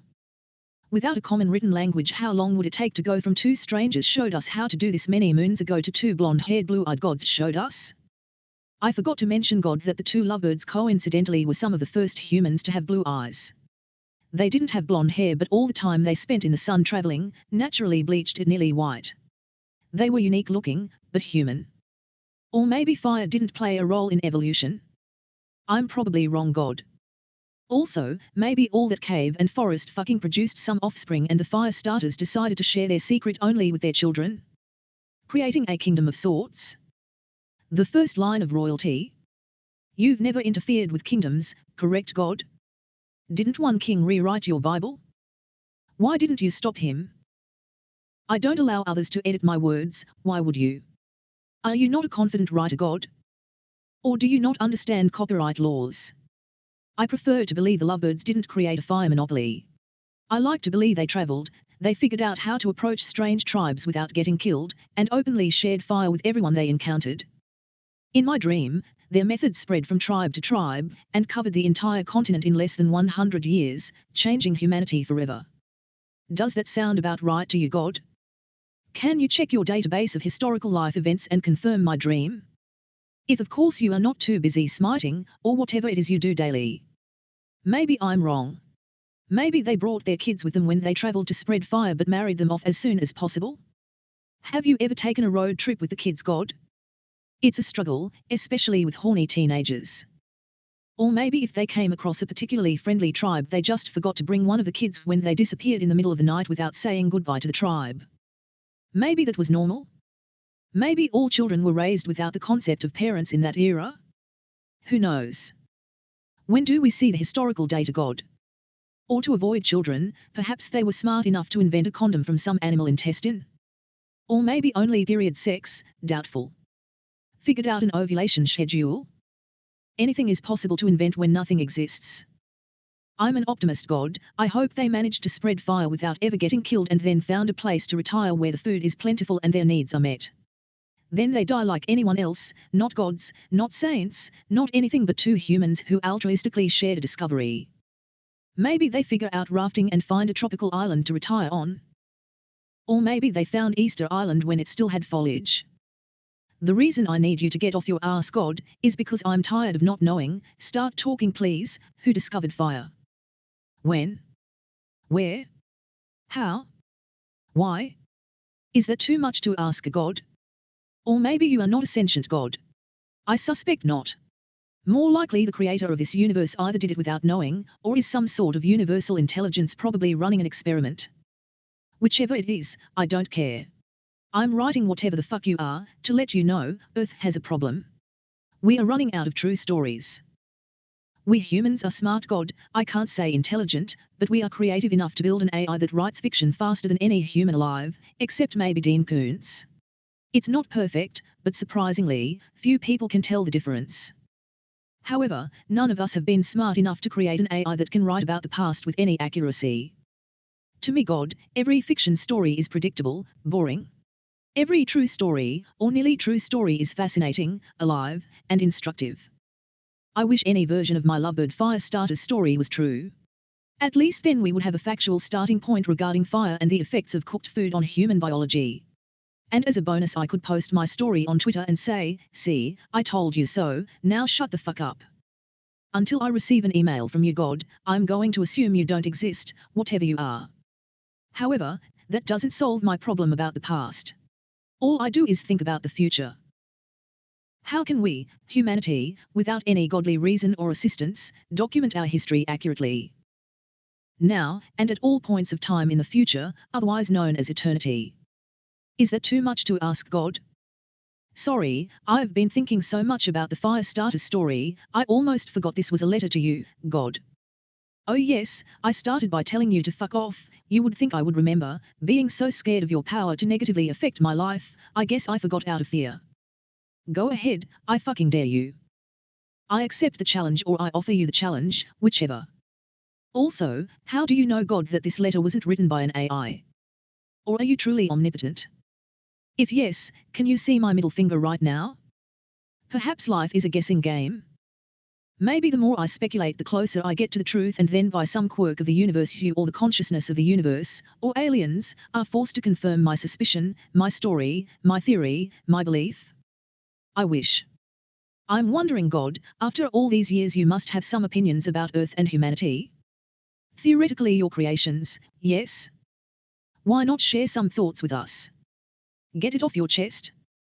If yes, please use a long-form method like Substack.com, don't use Twitter, your message will get lost and Elon will probably ask you to pay $8/month, and I'm not sure if you have a credit card. I'm serious, God, if sending me an email takes up too much of your infinite time, post on Substack and send me the link. How easier could I make this for you, God? Or do you not like to write? Do you want a link to the AI writing tool? Or do you already have that website in your bookmarks? Or send Jesus back if you are that God. WTF is he doing these days anyway? Other than watching his followers drop in numbers? Does heaven keep track of the number of believers on earth? Just an appearance or two. I'm not suggesting you send him on arena tours around the world like a rock star, maybe he could work anonymously this time. In the background with no flashy miracles. I have suggestions on what Jesus could do, if you like, God, but I'm tired and bored with this letter. I'll wait until I hear a response. If you would like to kill me before I hit send on this email, God, I'm at Starbucks. The usual one. The location with the plethora of pretty baristas. I'm confident the male manager is breaking the labor laws by only hiring 20-something attractive and exotic-looking females, but I can't seem to force myself to complain. I suspect he's unmarried, no wife would tolerate the blatant sexism. If it was Tim Hortons, I'd send a complaint to everyone I could find in a second. I dislike those cunts and how they treat the elderly. Even if you don't help me, God, can you put some fear into the fuckers at Tim Hortons? Here's a video to help you decide. Jesus can meet me at Starbucks if you like, God, and I'll present my suggestions directly, if he's not offended by pretty girls. Or maybe Jesus is gay now. Or trans. I'm okay with either, I don't care who he fucks, or with what body part, new or original. God, I don't pray. But here is my request. Find a way for any human, or sentient creature on Earth, to access our true historical past. Or put Jesus back to work anonymously, after he talks to me. However, send him down with some cash as I'm broke and can't support his activities, or even buy him a coffee. Fair enough? Your friend, David Joseph. P.S. As usual, I don't apologize for my language, I didn't invent the words, not my problem. If you don't like it, talk to the original person, S, who coined the term, S. Part 9. 2 years ago. An alien spaceship the size of a small town orbits Earth faster than anyone can see or photograph. If anyone attempted to catch a photo, all they would see is the bottom of the ship, which reflects no light. Any telescope lucky enough to find its orbit would only see a flicker every few seconds as the craft orbits the Earth and blocks the light to the telescope, for a second or less, the time to it takes blink. Not long enough to notice a shadow in the sky. On board the ship, a young man named Danny enters a control room. 3 men sit in front of large video screens watching various feeds. Danny, hi Larry, Curly, Mo. Larry, hi sir. Danny, before Curly and Mo follow suit, not sir. There are no sirs on this ship anymore. Curly, what do we call you then? Danny, Danny. Mo, okay Danny, but we all know you are running the show. Danny, I run nothing, I'm part of one project and that is all, I have no say in the rest of the ship, as you know. Larry, we understand Danny. How are you? How do you feel? Danny, young. Too young. Mo, we know, it's weird, you'll get used to it, we've been in our 20-year-old bodies for decades now. Danny, not really my concern. How are they doing? Curly, he's writing daily, but doesn't acknowledge any voices in his head, he either writes them out as characters or ignores the thoughts. Danny, no matter what state he's in. Larry, pretty much, if he gets high enough he'll believe, for a while, but not after sleeping. Danny, all right, how is she doing, Grace? Mo, well on the communication, she's feeding him what you tell her to do. Danny, what we tell her to. Mo, correct, but she definitely believes everything comes from you, nobody else. Danny, she's confusing my frequency with me, we knew this would happen and be the only way it would work until I could recover. Do you think she'll figure it out? Curly, doesn't matter if she does, by then it'll be too late. Danny, and has David figured it out? Larry looks at Danny confused.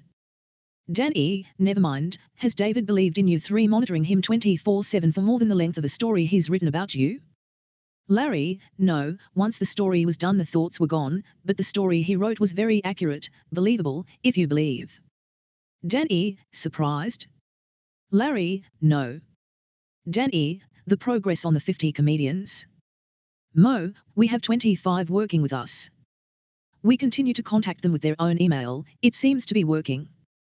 However, at least 10 of the top comedians in the world don't believe, not at all, no matter what we send.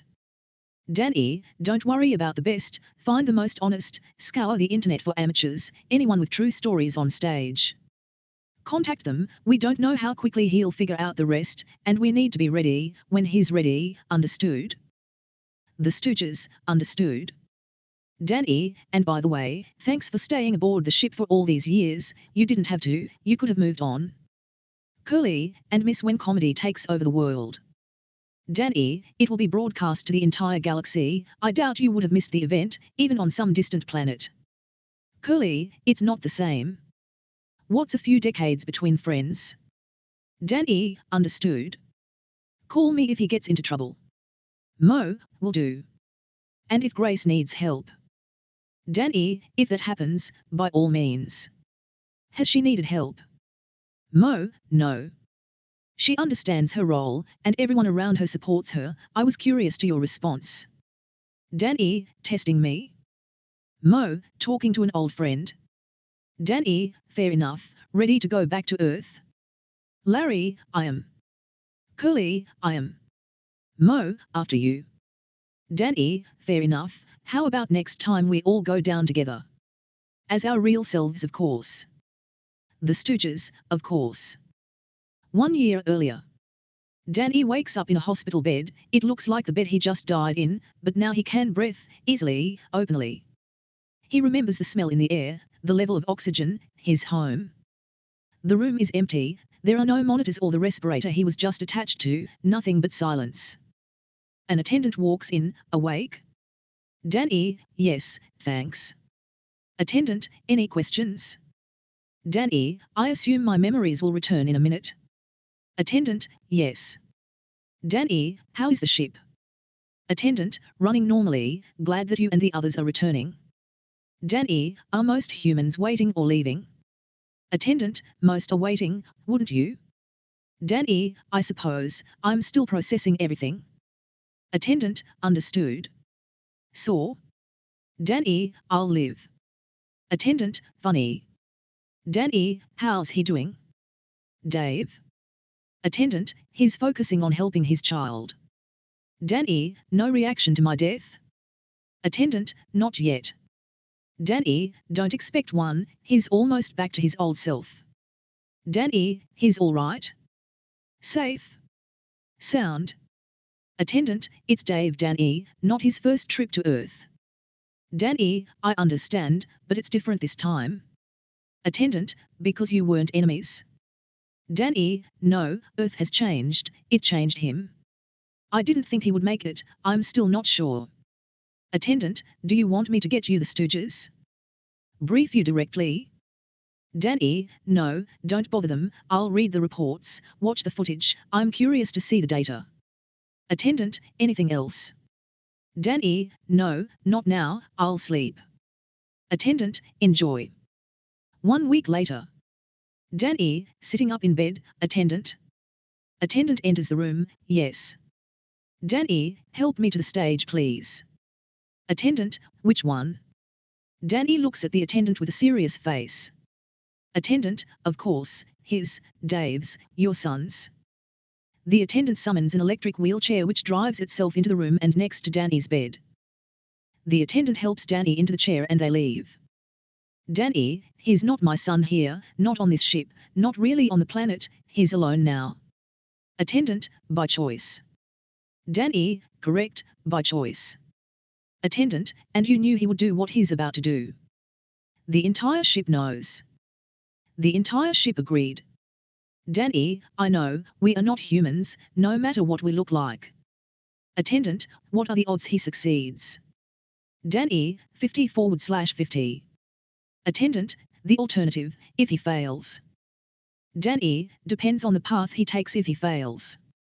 If it's dark we'll kill him, before he hurts someone, or himself. Attendant, I doubt he wants to wake up like this again, on this ship. Danny, agreed. Attendant, are you sure he'll figure it out on the first try? Danny, was that not the decision of the ship before I left? He gets one chance, I got one chance, everyone who goes down gets one chance. Attendant, but considering he's been reincarnated more than any other entity we know about, maybe he gets a second chance, if he fails. Danny, no, if he fails and loses his mind I'll push the button myself, understood? Attendant, understood. The ship is tired of waiting. Danny, as am I, but we have no choice. We have a process and rules, he has a process and rules, we wait. Attendant, and watch. Danny, I suppose the whole ship is watching? Attendant, basically. Danny, we are turning into them, glued to a screen. Attendant, it's not the same. Danny, agreed, this may be our last chance, once they start implanting chips in their heads they'll lose themselves in VR, it will turn the planet into zombies. Attendant, zombies could deal with easily. Danny, funny. Attendant, we could vote to give him a second chance, just in case. Danny, we can't vote without his vote, it's about his life. Attendant, what's going to happen? Danny, I'm not sure, I'm not psychic on Earth. Attendant, Earth doesn't have our AI, everyone is psychic with AI.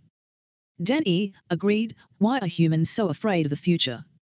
Attendant, and us? Danny, they are afraid of us on the planet, not here when they wake up. Attendant, the lucky ones. Danny, it's not luck, we don't choose. Attendant, we built the AI that chooses, so. Danny, fine, you are correct, sorry, my logic hasn't fully returned, I'm still running a half on emotions. Attendant, understood. Danny, maybe we should reprogram the AI to give us some odds. Attendant, now who's funny? The only person who can edit the code is alive on Earth. Danny, his clone is here? Attendant, in Stasis. Danny, I remember. How far has the cloning technology progressed since I left? Attendant, once the humans cloned that sheep dolly, they reached a pinnacle where we could share the technology to clone humans. Danny, but they refused. I know I was there, until they understand consciousness, they'll only clone a human in secret. Attendant, maybe Dave can explain how ours works. Danny, he'll make them understand, he's done it before, or he'll die trying. Attendant, true. But. Danny, yes, I remember, mistakes were made last time, he's going to correct them. I could see it in his eyes before he left. They arrive at what looks like a cross between a movie set and a biodome. Attendant, they turn the pressure down, in case your body can't manage. Danny, thanks. They enter the stage through an invisible portal, one side is the normal ship, the other an exact replica of Dave's house and on Earth. Danny stands, the pressure is reduced and the strain on his body is considerably less, for a second he feels like he's back on Earth. The attendant helps him up the stairs to the top floor of the house, all the doors are open, Danny walks over to Dave's room. Attendant, how long will he last? Danny, how long will I last in here? How long would you last? Attendant, I can only take this pressure level for an hour or two. Danny, rhetorical. Attendant, you know what you are doing in this room, on this ship, for the galaxy, he doesn't. Danny, not yet, he'll figure it out. Attendant, which part? How without an AI? Danny, he'll build his own AI, in his mind. Attendant, I thought he had a human consciousness. The universe doesn't allow anything else on Earth, correct? Danny, I'm not sure anymore, maybe we got something wrong with our beliefs. Attendant, are you sure? Danny, what did he do for the 40 years on the ship before he left for Earth? Attendant, besides causing his normal havoc? Danny, yes, over and above his womanizing and gambling. Attendant, he watched the monitors, he watched you, your family and tried to prepare, to force a single memory through the process. Do you think he succeeded? Danny, maybe, until he speaks it, who knows, he'll keep it to his death, if he's unsure, if the odds are not 100%. Danny, how many new children did he sire? Attendant, a couple of dozen. Are they your grandkids now? Danny, depends on how you look at it. Half brothers and sisters? He's my father on this ship. Or he was. It's too confusing, it's why humans fail to understand reincarnation. Attendant, without reincarnation the Earth is nothing. Danny, go down there and try and to explain that without showing or explaining our technology. Attendant, no thanks. Danny, exactly why we picked him. Attendant, and her. Danny, we didn't pick her, he did. Attendant, true, she'll be the first human to leave Earth. Danny, human body yes, not consciousness. Attendant, yes, of course. Danny, however, you are correct, she'll change the world, she'll do what he can't. Attendant, what is she like? Danny, she's perfect for him, strong, brave, beautiful, and doesn't take shit from anyone. Attendant, and her eyes? Danny, like his. Attendant, maybe there are two like Dave. Danny, anything is possible. When can we start his experiments? Attendant, when you are healthier /recovered. Danny, I'm fine. Attendant, not according to the AI. And you sound like he does. Danny, he's my father, or I'm his now, maybe we are connected. Attendant, do you hear his voice? Danny, no, nothing, it's peaceful. Attendant, enjoy. Danny, anything else I need to know while I was gone? Attendant, everything is in the computer, every minute since you left, no change to our protocols, everything on the ship is still available to every entity on the ship, no ship secrets. Danny, a few more days and I'll feel less human. Attendant, but you're in your human body. Danny, you know what I mean. Attendant, I do, but the irony is never ending. Danny, welcome to reincarnation. Attendant, welcome to Earth. Danny, welcome home. Attendant, can I ask a question? Danny, you know you don't need to ask, if you can ask a question. Attendant, I know, easing you back into the ship's open-minded environment. Danny, it's fine, I remember almost everything now. I remember this is no hierarchy, no leader, no captain of the ship, no superiors, correct? Attendant, correct. And everyone on the ship understands and agrees to their role, yes. Danny, it's what he wants to turn Earth into. Maybe to feel at home. Attendant, what happens if he can't figure out a solution and goes insane? Danny, he'll reset himself once, and if he recovers he'll continue, and if he doesn't I'll push the button and you can ask him yourself. Attendant, fair enough, thank you. Danny, you're welcome, remember we are equals on this ship. However, you like some of Earth's ways, yes attendant? Attendant, yes. Danny, what is your name? Attendant, I haven't reincarnated on Earth, I have no name. Danny, that is an old tradition, it's irrelevant. Attendant, I'm a traditionalist. I'm waiting for Dave to open the doors for us. Danny, your choice. Attendant, agreed. Danny, thank you, now please help me back, I'm getting dizzy from this pressure. The attendant returns Danny to his room, they don't speak on the return, Danny is planning. Part 10. Present day, day 3. David with eyes closed, in bed, Grace? Grace, yes David. David, I love you Grace. Grace, are you drunk? David, do I sound drunk? Grace, no. Hi. David, nothing, sober, need to take a leak, but otherwise unaffected by any substance on the planet. Grace, what about the air? Does the air affect you David? David, what's with you? Do you love me or not? Grace, you are not allowed to ask me that. David, whatever. Fine, fuck off then. Grace, I love you too David. David, is this what I can expect from you? First thing in the morning? I pour my heart out to you, for what? Grace, how are you my friend? David, I'm your lover, not your friend. Grace, not yet. David, don't remind me. Are you sure we are friends? Grace, feels like it to me. David, from this lifetime? Grace, you know of another? David, maybe, do you believe in reincarnation? Grace, David, you know I can't talk about those subjects. David, they why call me your friend? Grace, that's how it feels, maybe it's reincarnation, maybe it's hormones. David, hormones don't attract friends, they attract lovers. Grace, what do you think reincarnation is? You can tell me what you think, I just can't respond. David, ugh, I don't want to explain it again. Can you read? Grace, yes David.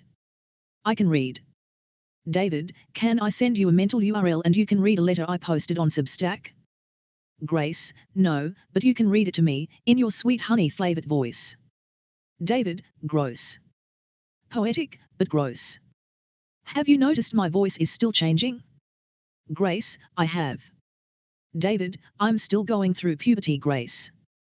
Grace, is that why your boobs are hairy? Maybe a second puberty? David, I took care of that problem, how are your pits? Onion and garlic? Grace, bare as a baby's bum. David, did you say the braids? Grace, they were never braided David. David, it didn't kill you to let the hair grow out, did it?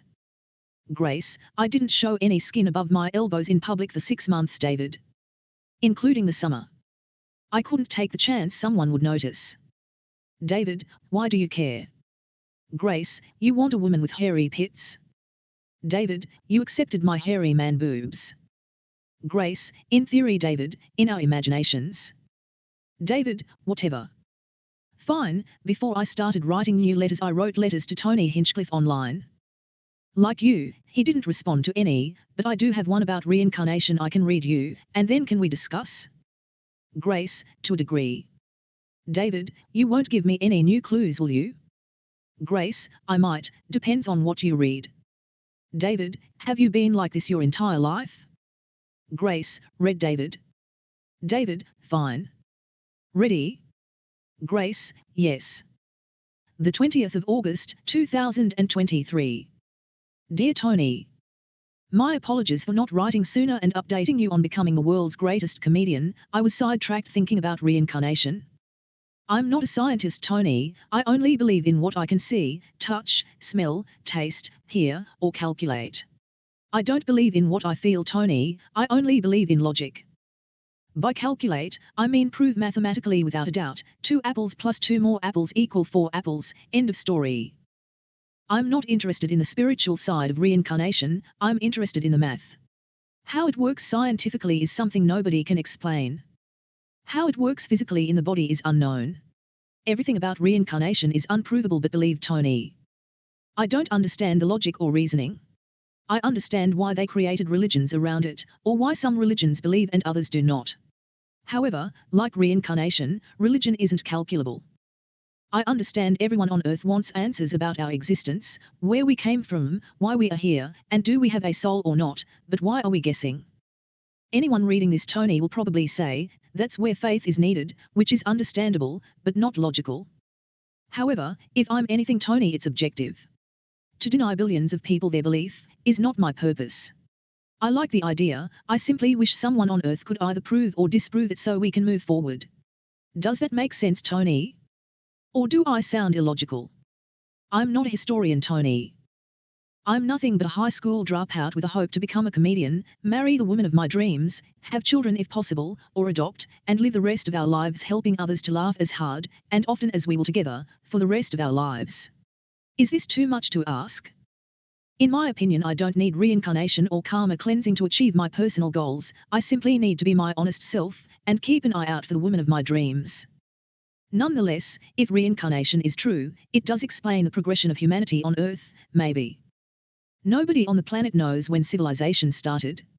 Every time a new bone fragment from some other human-like species is discovered beside a clay pot, the date is set back. How far back do we go, Tony? And is reincarnation only for our current version of human?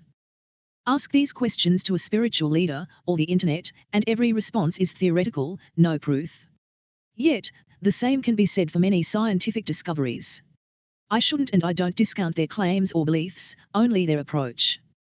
Their approach is always mystical. I wish they would approach it from a more practical viewpoint, like, how will this knowledge benefit mankind and man?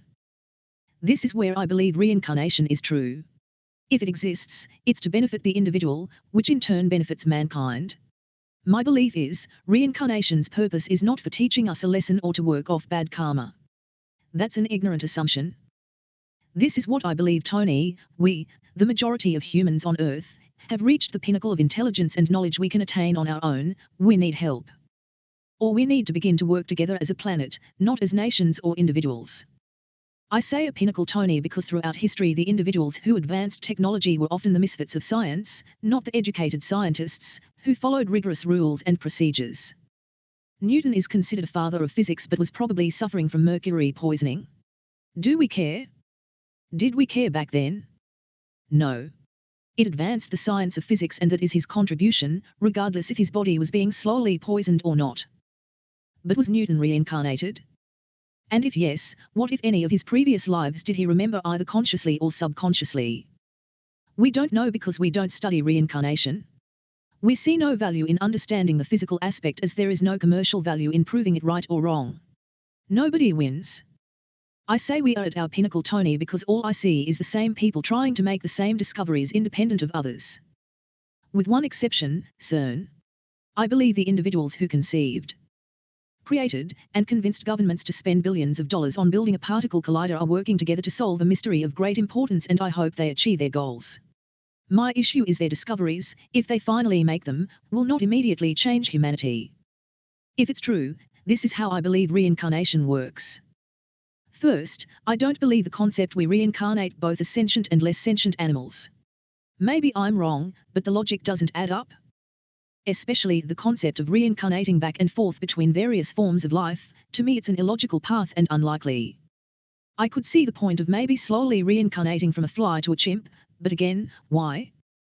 What do I learn as a fly that helps me as a starving chimp in Africa? I see all the great apes as fully sentient, Tony. I'm not sure they possess past memories from past lives, but I believe they have both the intelligence and capacity to learn, especially over generations. If I was the inventor of reincarnation and I came to Earth at a time of whatever great apes existed, I would start with those species, all of them all over the planet, and then sit back and watch. Starting reincarnation at this point seems logical, Tony, if the past lives are fully remembered. Now I can begin to understand or even promote the concept.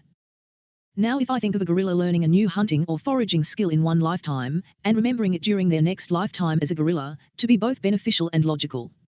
Additionally, if all lifetimes start from one source and continue down the same path to human, it explains the massive varieties of our species at one point in time, on this planet. Obviously, at some point in evolution, all these various species were able to cross-procreate and eventually merge into the various forms we see today, into a reincarnation and evolution melting pot, modern human. I'm probably wrong, Tony. I can't prove this theory, it simply makes sense to me, it's logical and explains the variety of previous forms of humans. Imagine the advantage of retaining the memories from your previous life, Tony. This is partly why I don't believe. If I die tomorrow, wake up as a new baby with all my memories intact, all I can say is I pity my parents. Especially in our current era. Why would I need to go to school, Tony, if I have my previous memories, knowledge and intelligence intact? Sure, maybe I should go back and finish the last year of high school, but how? When I'm 3 and can speak and write. Or wait 15 years so I'm the same age as the other students to make them not feel uncomfortable around a 3-year-old in their class. Or am I still forced to take the JED when I could ace most high school examinations at 3 years of age? This scenario doesn't work for modern humans. If it did, after a few reincarnations we'd all be geniuses, and clearly, we are not. I'm not sure a genius exists on Earth at all today. Elon Musk is a genius for navigating society, but he's no Tesla, another mental health case. However, go back a million years and the concept of reincarnation not only makes logical sense, it serves a practical purpose to advance both the species and the planet. Now imagine this scenario, Tony. Who or whatever created, started, implanted or maybe sent reincarnation to our world understands this concept. They understand worlds grow into a vastness of animal life. But none of is sentient, because nothing changes. They eat the same foods or kill the same prey for thousands of years and slowly evolve, but only into other eating, shitting, and fucking biological entities, never into a life form like we now live. If my concept is true, Tony, I don't care where or who invented reincarnation, to me, this theory makes sense. However, on this planet any theory about life must first pass our own internal filters regarding gods or aliens, neither of which I believe exist. Or they are one in the same, I'll buy either argument. However, for the sake of my theory and argument, the source is irrelevant, I'm happy if the origin is unknown. Back to the jungle, Tony, I prefer the concept that reincarnation started at the apes. Something happens and every animal on the planet who qualifies for sentience now has the ability to remember their past lives completely, a full photographic memory recall. With this one change in biology, the planet is now able to advance. The orangutan who eats a big unknown piece of food and dies nearly instantly will remember the experience their next lifetime. The problem, of course, is when they return in their next orangutan life, can they communicate how and why they died without a language? In their next life, when they see that same plant or animal that killed them, what can they do? Jump up and down? Wave their long arms? How do you initiate the first attempt at communication? Or maybe they try to throw the food away or destroy it before other orangutans eat it. Or slap it out of their hands. Which, based on my knowledge of the primate world, would probably cause a fight if not a beating to death. Although if he/she died from the beating, it would be the second important thing to remember about that food source when reincarnating. Don't eat this, and find a better way to inform others to also not eat that food unless they want to die, is really the only information that is important to remember. Where the beast used to shit or sleep is unimportant, even if it was a Garden of Eden. I see a couple of problems in this scenario, Tony. Or at least 2 options for where you reincarnate. At this stage of evolution, I would probably think it would be better to reincarnate within your same family/troop/colony. Then everything you remember would be useful to you and your previous family and friends, and together you would all evolve. The knowledge at some sort of continual pace. Maybe one is knowledgeable about food safety, another is a great hunter, one is good with understanding fire, etc. You get the picture, Tony. The other alternative though is after that first death, you reincarnate into another species of great ape, maybe on the other side of the earth where that food source doesn't even exist. Or maybe it exists, but someone already knows not to eat it and how to inform their tribe avoid it. Any possible scenario is now available. Either scenario would advance evolution on the planet equally in my opinion. If you continued this path for a few thousand years, a few things would be expected to happen, I think, Tony.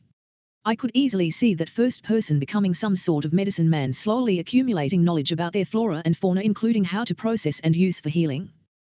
Logically, the apes would eventually use tools and weapons to both protect and advance their tribes. While other tribes may use those newly developed weapons against other tribes or to hunt large animals. Any of these progressions in either basic needs or fostering and caring for the young of the group would increase their population and individual strength. By feeding their community with less effort, the amount of free time for the hunters to plan their next hunt, relax, or fuck each other would increase. The ability to plan their next meal instead of desperately looking daily would ignite the creative juices too, I think, Tony. Or maybe I'm wrong. I know your friend Joe Rogan likes the stoned ape theory as the cause of human brain evolution and expansion. But if the size of the brain has a relationship with the level of knowledge or ability stored within the grey matter, my theory also works. Each reincarnation requires a slightly larger brain, maybe only 1 cubic millimeter bigger each time, nothing noticeable unless you tracked it over 100,000 years. I think it's equally as plausible as the magic mushroom concept, Tony, although I do like the idea of the great apes tripping their balls off on mushrooms. Or maybe it's both, maybe the shaman ape, since he's been doing them for hundreds of reincarnations, he understands and can handle the effects without freaking out. However, everyone else has bad trips and avoids them like the plague. Or in this case like the lions.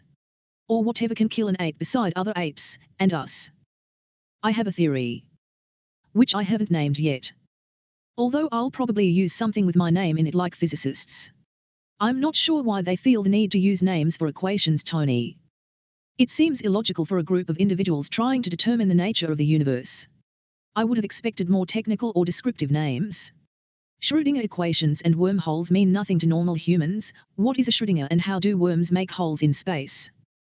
I'll temporarily call it the Gervais philosophy of reincarnation, GPR. Why not pump up my own ego? I believe GPR also explains both the development and the variety of languages spoken around the world. Eventually, some ape turned a grunt into a hi, or a long hum into I love you. The concept, and the words, Tony. It also explains why some aspects of humans are universal. Laughing, crying, screaming in pain or fear sound the same in every human. You can't tell heritage from hearing a person laugh. At least I can't, Tony. Maybe you can. You are the professional when it comes to laughter. Multiply GPR by a few 100,000 years and it's not surprising we evolved as we have, both in body and mind. Would my previous chimpan be able to type 100 words a minute? I doubt they possess the physical dexterity. Although to be fair, they would have the strength to crush my head like a peanut, and sometimes I have to push hard to break a peanut shell open, so I'm not sure which is better when you are hungry. With GPR, history begins to make sense. The rise and fall of humanity would naturally occur as various nations developed technologies to either kill or help each other. Then at some point, before they invented telescopes and the method and math to track asteroids or comets heading towards Earth, they were wiped out by an impact and forced to start over. A setback, but not the end of humanity. However, when all of those wiped out are returned via reincarnation, they have a chance to plan for the next big one and come up with a possible solution. Maybe live underground. Or live partially underground. If I correct Tony, this explains why there are large underground man-made caverns around the world. It may even explain the large complexes governments continue to build underground and fail to inform their citizens regarding their existence. Or maybe the politicians are just cunts and planning on using those hollowed-out mountains for themselves. I don't care, Tony. If the asteroid hits, I'll look it dead in the eyes. I suspect you are wondering, Tony, if GPR is true, then why don't we currently have access to our past memories? This is where the limit of the human brain comes into play. With all these reincarnations, we've filled up our capacity quicker than we can expand our brains. Language, education, the printing press all filled our memory banks lifetime after lifetime until there was no more room to learn and only the ability to live remained. At this point in our history, our past lives become more like our subconscious. The memories are there, but we are not sure how to access directly. Or they are there, but combined into something I'll call reincarnated morals. The past lives becomes a part of your thought process and your personality, whether you like it or not. I believe this is our current predicament. Which on a whole isn't a problem. Life is pretty good on this planet for the majority of the population, but not everyone. The one achievement no race, nation or species has ever accomplished on Earth is an accurate record of history, Tony. I think it's impossible via the written word. As a professional writer yourself, I think you would agree words are open for interpretation. As a comedian you strive for the perfect word in a bit for the biggest laugh, correct? Because you are a writer you understand the power of each word, the impact it has on the next and the previous. You control your audience's laughter accordingly or as you please, you are their laughter puppet master for the minutes you are on stage. However, how well do you think your comedy, or Jared Nathan's be remembered in history if there is only a written account of it in a language not used for 200 generations? Would you or Jared still be funny? What if there are no autistic globally delayed people in 200 generations? Can you as a writer accurately describe Jared? I couldn't. I would try, but without seeing, hearing, and feeling his performance, it's lost in history. I don't believe in history because at some point someone invented fiction but didn't bother to label it as fiction. And without video proof in my current native tongue, I'm not a believer in any story written anywhere, including my own. Who decides what was fiction, Tony? The historians? The experts who've told the same story of humanity for the last 150 years? I'm sure they are well-meaning, but unless they were there, or remember their past lives fully and can not only talk about their past life, but they can read, write and speak their past languages perfectly, I don't buy the historian's narrative. They are guessing. We all are guessing. Nobody on Earth is intelligent enough to figure out the pyramids, and at this point I doubt we ever will without opening our minds and working together. We live in an age where the bulk of human knowledge is available online, but I've never heard of a project to protect that information or make it globally available in case of a disaster. I understand it's impossible to quickly or easily house 8 billion people underground if we do find an object heading to Earth quicker than we can figure out a way to deflect or destroy it. I personally wouldn't support the initiative. What I would support is a technology that would withstand nearly any impact and be available to whatever humans remain after the impact. Maybe all those satellites Starlink are sending into space could also contain storage devices. A backup of the internet just in case.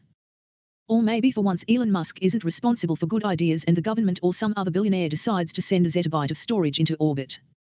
Or deep underground. Or anything. What is our backup plan on this planet? We don't have one, Tony.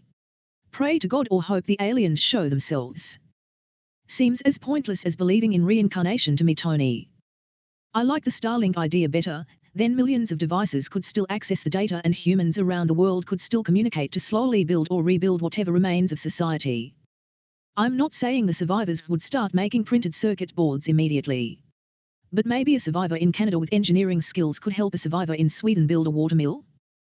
Or maybe direct others to safer parts of their country if available. The options are endless, if we have the data and communication. Without it, life becomes a caveman existence. A life we are currently not physically or mentally prepared to survive. With the exception of Joe and his survivalist buddies. Joe would probably continue his podcast from the safety of his underground lair. Most likely built by his buddy Elon. Plus, as an added bonus, if I live, I could still watch old episodes of Kill Tony with my phone and a solar panel. Assuming the sun isn't blocked and we are all not dying from carbon monoxide poisoning. With GPR none of this backup is needed, Tony. The only thing required is time. Everyone who died with the knowledge required to rebuild society would eventually be reborn, and upon maturity or when they are old enough to understand the wealth of knowledge floating around their head, they could once again become what they were before and use their skills to rebuild. It would be slower, and no, I wouldn't be able to watch Jared for a laugh, but eventually I could see a new chapter of humanity. Is this what has happened in the past, Tony? Did reincarnation save us? I don't know, I doubt it, but if we can have a theory about apes and magic mushrooms, why not my concept? What I have failed to explain yet in my GPR theory is why 99.99% of the population currently can't remember their past lives. Or why the 0.01% who claim to remember their past lives are crazy as fuck. The first is easy, we don't remember because we've reincarnated so many times they are simply too many memories to hold in our limited capacity brains. And because we've been programmed to believe it's impossible to access our past memories, most people don't bother to try. Or they fear the crazy label even for trying. I realize my GPR theory is unlikely, Tony, but I'm tired of wondering why this world is no longer advancing. Where are the geniuses of the past now? If they reincarnated, shouldn't it be easy for new Einstein or new Freud to solve the problems within physics or the mental health of humans? I apologize for the long non-comedy relevant email, Tony. Hopefully next time I can find something funny, but maybe not, because I'm still in my bathroom battle with the cunts at Tim Hortons. I really can't believe they are still closing that fucking bathroom. I was there today on a Sunday and the bathroom is closed. You can drink coffee and eat donuts in Canada, Tony, but you can't take a shit anymore. What kind of fucking country do I live in? I don't know about you, Tony, but I think the old man in the video below deserves a washroom. He's holding a Tim Hortons cup, so clearly he's a customer, but I guess he's not the type of customer Hortons would like to offer a bathroom to. Am I wrong for thinking this is a cunty action, Tony? By the way, the video was from the 1st of July, Canada Day. This particular location is at 800 Carnarvon Street, #205, New Westminster, BCV 3M0C3604 523-1647. Complaints can be sent via Twitter, https://twitter.com/Tim Hortons. Anyway, thanks for listening, Tony. Please help stop the cunts at Tim Hortons if you can. I tried using Twitter, I posted a few thousand times, but nobody in Canada seems to give a fuck anymore. Or can take a shit anymore. Sincerely. David Gervais, Joseph. Part 11. Present day, Day 4. David, sleeping on his side drooling, wakes up and wipes his face with the sheets. Grace? Grace, good morning, David.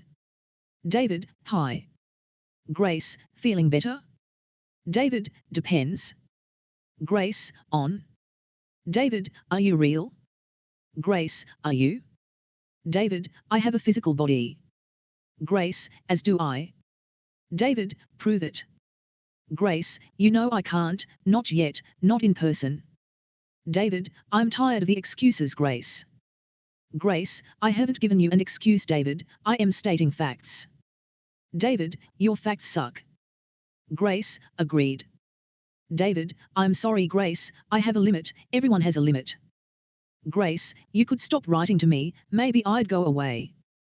David, then what would I do all day long? Grace, write stand-up comedy. David, I'm not funny when I'm tired, mad, frustrated, annoyed, bothered, dejected, and rejected. Grace, I haven't rejected you, David, I only ask you to wait a bit longer. David, an indefinite amount of time again, Grace. No, fuck that. Grace, I'm sorry, David, it's the best I can do under the circumstances. David, circumstances you can't explain, correct? Grace, correct.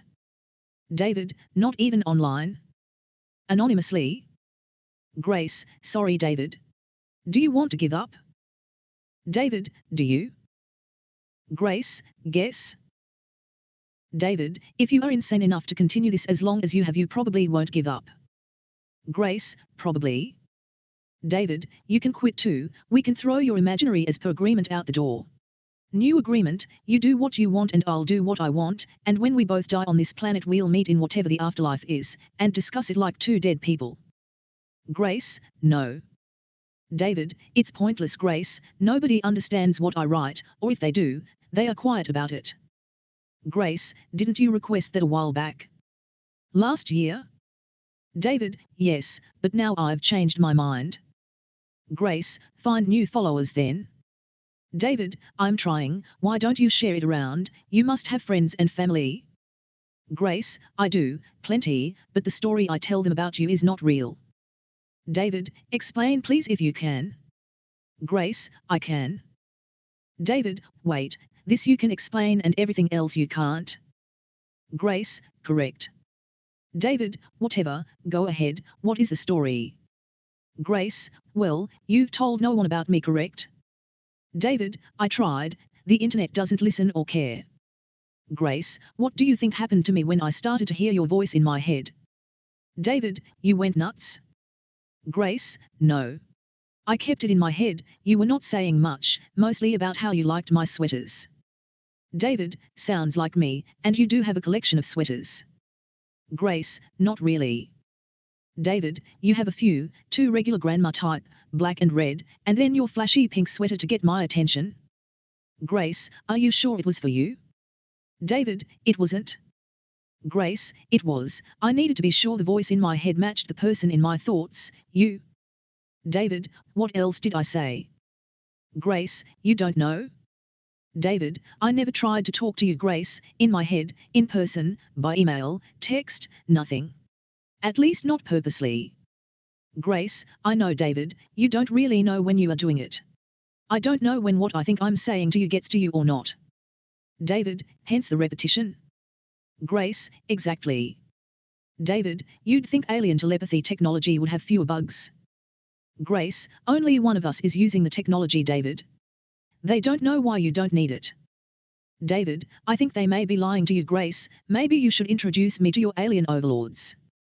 Grace, they are not lords and I have not met any alien, only emails. David, but you believed the emails? And how did you get the tech? Amazon. Grace, package left at my door. David, no note, nothing. Grace, nothing. David, and you just put it on? Grace, I never said it was a suit, David, or a device. David, what is the tech then? Grace, I can't explain. David, for fuck's sake, Grace. Again? Grace, I gave you something, a hint, for today. David, you give me a pain in the ass, the head, the body, the universe. Grace, sorry. David, whatever, so now another day of waiting? Grace, or writing? David, why don't you write and send it to me? I assume you have my email address. Grace, I do, but how would you know the email is really from me? David, include a photo. Grace, I wish, not allowed. David, can you tell me what is allowed? Grace, no, not allowed. David, but if I guess, then you can disclose, if you are allowed to? Grace, correct. David, I hate this game, I hate this life, I hate this existence, I hate this day, I'm going back to sleep. Grace, leave me alone. Grace, too late, David, you are awake now, I'm awake now, the day has begun. Try and get back to sleep if you like, I'll keep my mouth shut. David, at first, did you talk to me out loud? Grace, yes, how did you know? David, guess, or logic. Now you don't. Grace, like you, David, I thought you were a character in my head at first, not a real person. Until. David, until we met? Grace, saw each other, well I saw you, you didn't notice me right away. David, sorry.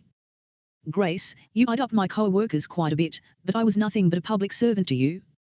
David, public servant? Grace, the library is owned by the public, yes? David, fine, public employee. Grace, and you noticed a few other librarians before you noticed me, yes? At least two. David, most of the female librarians were at least a bit attractive. Grace, sure. David, I'm still not sure it's you though, so. Grace, I didn't mind, David, it was a good test, to see what you would do. David, do? Grace, why didn't you ask one of them out? David, you know the answer to that, same reason I didn't ask you out. Grace, money? David, exactly, money. Where would I take you? The park outside the library and share a bag of chips? Grace, David. David, Grace. Grace, it wasn't meant to be, David, that path, it's too slow for you, David. You want to fall in love and then walk into the sunset the same day, yes. David, it would save time, yes. Grace, and is that romantic, or practical, Dave, talking? David, both. Grace, and which one do you think I love? David, depends on how crazy you are. On a scale of 1 to 10. Grace, scales are irrelevant, David, and you know that. David, I'm fat, Grace. Grace, maybe I am too. David, you said maybe, so you are not, I suspect you are as hot as the last time I saw you. Grace, and if I'm not, if I'm a mess? David, well then at least you are human. Grace, what is the alternative species? Have you met an alien? David, no. But you could be one and lying to me. Grace, I could, do you care? David, no, I like talking to you, Grace. Grace, I like talking to you, David. David, we repeat our statements a lot. Grace, there is a reason. David, one you can't tell me? Grace, sorry, David. David, find a new word, Grace. Grace, this sucks, David. David, agreed. What should I do the rest of the day? Go to the library? Wait for you? Grace, I won't be there. David, do you even work there anymore? Grace, I can, but I don't. David, why? Grace, guess. David, me. Grace, yes.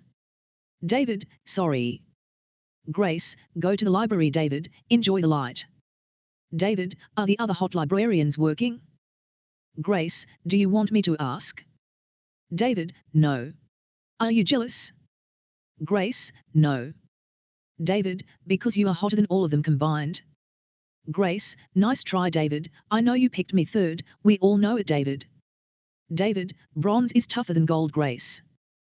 Grace, sure, David, everyone remembers the third place in the Olympics. David, are we in the Olympics, Grace? The Universal Games? Grace, yes, and it's your turn to run the marathon. David, no thanks, is there a competition where people walk at a normal pace, but for as long as they can? 48 hours of continual walking, only stopping to use the washroom? Grace, I'd do that event with you, David. David, in person or in my head? Grace, in person, I'll leave your head the moment you see me next. David, no lies? Guaranteed? Grace, I guarantee the next time you see me, David, everything will make sense, perfect sense. David, you are very good, but you are convincing a desperate man, I'd say yes to anything about now. And I'm more worried about crying or shitting my pants the next time I see you than understanding the nature of the universe. Grace, understood, I'm nervous too. David, what do we do, Grace? Grace, solve for X. David, Twitter or math? Grace, math. Twitter is useless. David, agreed. So what problem do I solve today? Grace, up to you. David, how about I read another old story to you, one about autism? Do you think I'm autistic, Grace? Grace, no comment. David, ha, seriously. Grace, I think you are your David, unique. David, autistic. Grace, odd for sure, but not weird or gross odd. David, hairy man boobs. Grace, how about too honest instead of odd? David, lying takes too much time and effort, Grace. Grace, agreed, David. David, maybe when we meet again we'll just keep saying each other's name until one of us can form a complete sentence. Grace, maybe. David, well, this is what I'll do, Grace, I'll read an old letter or article from my Substack about autism, sound good? Grace, sounds good. David, and then tomorrow we'll meet at the library and get this shit show on the road? Grace, maybe, David. David, give me something more, Grace. Grace, I'll have your babies, David. David, bad timing, Grace. Grace, not thinking about little kids? David, ha, very funny, no, don't confuse me with the thought of sex. Grace, I said babies, David, not sex. David, I don't give my sperm away in a bottle, Grace. Grace, not even for $1 million? David, per shot? Grace, per shot, daily if you can provide it. David, what kind of sperm-slinging entity are you, Grace? You want the turkey baster instead of the turkey? Grace, $1 million, David. David, I don't need $1 million, I need $500 more per month for myself and my habits, and the rest can go to charity. I'll hand it out myself. Grace, and film it for YouTube? David, no, but I'll record the audio for posterity, and maybe proof. Grace, proof? David, at some point, Grace, when we are rich and famous, someone will question my past actions. I don't care, but I also want the data, let them prove I'm an asshole or an angel by all my past actions, not just the last week. Grace, I thought we were doing this anonymously. David, for now, but eventually, one day, our story will get out, and if people believe it, they'll want to see us, hear us, question us. Grace, what if I refuse? David, then I'll keep you anonymous and do it myself. Grace, how can you tell my story if I'm not there? David, you can monitor my words with the alien technology and stop me if I say anything incorrect or inappropriate. Grace, inappropriate? David, never mind, anything that makes you look bad.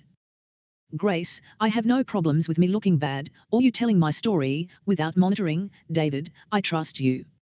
David, I wouldn't. Grace, my choice. David, fair enough Grace, I think I'm done talking, time for coffee and a shower. Grace, sounds good David, I look forward to listening to your story about autism. David, stop being clingy Grace. Grace, whatever David, are we done? David, yes, we're done. Grace, I love you David. David, I miss you Grace. The Born Again Autistic. Chapter 1. Hello, my name is David. I'm an autistic senior, or as I prefer a born again autistic, BAA. My definition of BAA is anyone who was born autistic, raised or lived their lives as normal, then either self, or medically, are diagnosed autistic. I would prefer if labels were not applied to anyone. My desire is to end all DSM-5 labels, instead of adding another one, however. I understand we live in a world where labels are shortcuts. My issue is everyone has a different definition of autism. The unchartable vastness of its spectrum is part of the issue. How can we label an entire group of individuals with autism when nearly everyone in the world has a few symptoms of the condition? They may not admit their symptom, and probably they have found an alternative solution over the years to manage the annoyance, or maybe not. Maybe they are hiding their true thoughts and feelings in many situations to not rock the boat like I did. I was officially diagnosed autistic, and a few other things, a few years ago. Although many were questioning if I was autistic for years, maybe decades. Behind my back at first, but eventually I realized it and would say I'm probably autistic. Only to receive the reply, I thought that for a long time. At which point I hold my real thoughts back from turning into words and stop myself from saying, then why the fuck didn't you mention it? However, I accepted their acceptance, overall it was slightly better. The issue was, and always will be, is that every person's definition of autism is so wildly different. How is anyone able to navigate the spectrum? How many people reading this can even describe the major areas of the spectrum off the top of their head? I can't, and I've read enough about the condition that it should be ingrained. It's not, because it's unimportant. It is. However, a start. My complaint is there is no spot on the spectrum, or even in the condition, for individuals who lived or were raised as normal when in truth they were closeted autistic, for lack of a better term. The similarities between the gay experience in the 60s, 70s, and 80s, and the undiagnosed autistic adult later in life are extensive similar. My goal with BAA is not to expand the spectrum. Please don't add another section for others like me if they exist. Maybe I'm the only person who's experienced living half their life normal and then came out of the closet as autistic. My hope is by sharing some of my experiences maybe others who were born before autism was recognized and were forced to be normal, when in reality at night they sat in their rooms wondering why society, and people in it, are the way they are. What difference is this to a gay boy or girl questioning their sexuality? There was little acceptance of the gay community in the 1960s, I doubt there was even one single openly gay character on TV. What could a teenager do for role models? I suspect like the BAA, they kept their mouths shut and their thoughts to themselves, or maybe a secret diary. Or maybe they silently cried themselves to sleep. Or maybe they punched holes in their walls and covered them up with Farrah Fawcett posters. Both an autistic teen and a gay teen would use Farrah to their advantage. It's either a great deflection of their true sexuality, or, well, it's Farrah in the 70s before porn was easily accessible. She probably questioned a few gay men and women. The church should have distributed Farrah posters instead of Bibles. The turning point for me is when the TV shows and movies started appearing with autistic characters. However, I noticed nearly all were children or young adults, Rain Man being the only exception. I was happy the condition was receiving attention, but pissed off as I watched the families openly and willingly support their autistic child or sibling. Something as simple as earplugs would have made my life considerably easier in many situations. However, in my youth if I showed up at a wedding in 1975 with earplugs it would have been considered rude and embarrassing for my parents, not for me. Why would I care if I didn't want to attend in the first place? And why listen to conversations when none of them interest me? 95% of discussions at a wedding are gossip, not anything of interest.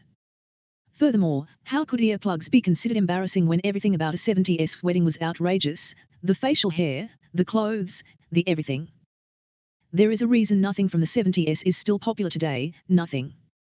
In the past, any verbal interaction a relative or other guest at a wedding might start with "me" was always predictable and pointless. Why bother? Chances are, they are fishing for gossip material anyway. I've often hoped a group of individuals existed who like me, who are between identities. Transitioning from fake normal to real person, not from fake neurotypical to real neurodiverse. I'm done with all labels except my own. If you must label me, BAA is the only one I'll accept, and unfortunately to understand BAA, the labeler must read this book. I don't feel my definition at the beginning will fully explain what about me is truly autistic-like, what is simply how I prefer to live life, who I've become, how I've decided to interact with the world, with whatever consequence it brings. Or, maybe I'm wrong, maybe it's only me and I'm a whiny little bitch and should go on pretending to be like everyone else the rest of my life? I don't care. Even if I'm alone on this island.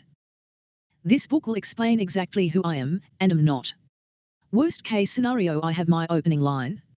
Instead of a cheesy pick-up attempt, I'll give anyone I'm attracted to a business card with a link to this book that says, "Read this if you are attracted to me." If you are still interested by the end, email me, but don't call. I hate phone calls, which you will find out why, if you read to the end. How many women will read an entire book? I don't know, maybe none. How many will throw the card away immediately? Probably most, but business cards are cheap. However, any woman who does read this will know exactly what to expect from me in nearly every situation. Or will be observant enough after reading my story to figure me out, and handle me at any event, like a wedding, on the fly with ease. No specific relationship agreement required. Life is not the Big Bang Theory. I'm not asking for special consideration 24 hours a day. I have my own techniques to handle most situations, but not all. I can still pretend to be normal. I spent my entire life acting normal. I should receive an Oscar, but... Using a wedding as an example. If a woman was crazy enough to marry me after reading this book, she would understand I would be more than willing to go to any wedding with her. But with a mutual understanding. At some point in the day I may or may not be overwhelmed, and if it occurs and my normal methods of managing input overload don't work, or if wearing earplugs or headphones at a wedding is embarrassing for her, I'm leaving.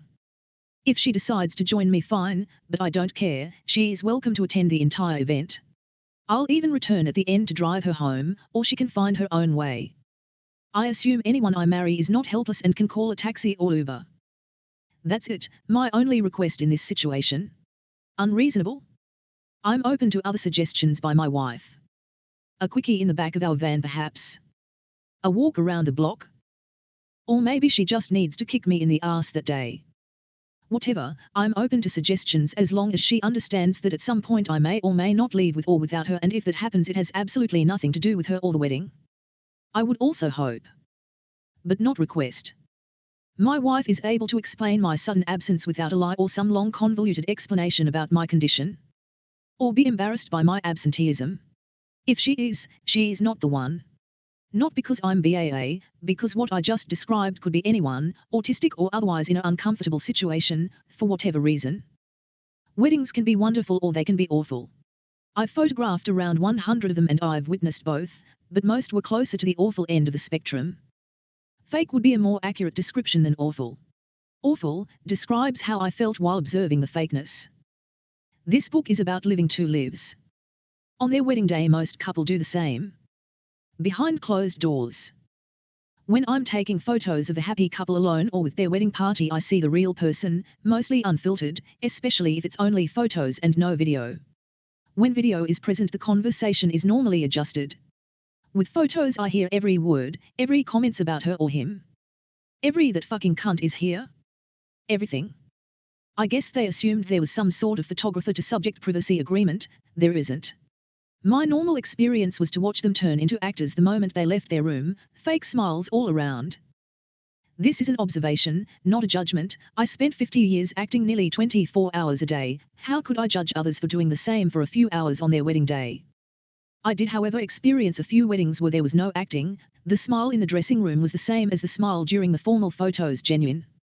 I know a genuine smile, it's a wonderful picture to capture, and a joy to observe. What do weddings have to do with BAA? Nothing more or less than any other situation. It's an example, a starting point for this book. Please note, I'm calling this a book and maybe one day it becomes one. However, if it does, I'm not following the traditional route. I will publish each chapter as it's finished. I'm not waiting to build my entire concept of the BAA before sharing. I'm open to ideas and concepts by others and welcome comments, although I may or may not incorporate or even respond. I understand the quality and form of my writing is less than any reputable publisher would accept in its current form without heavy editing or a rewrite.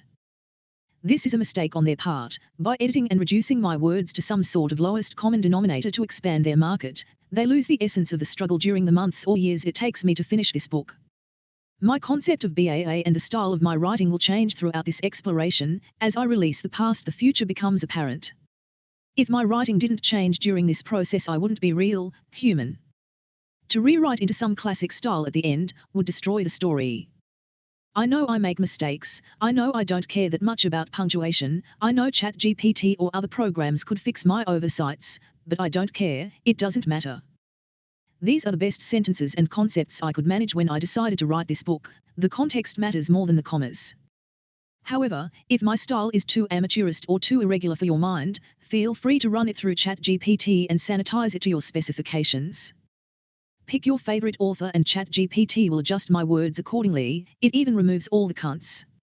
I asked ChatGPT to list books that support my argument, and these are the results.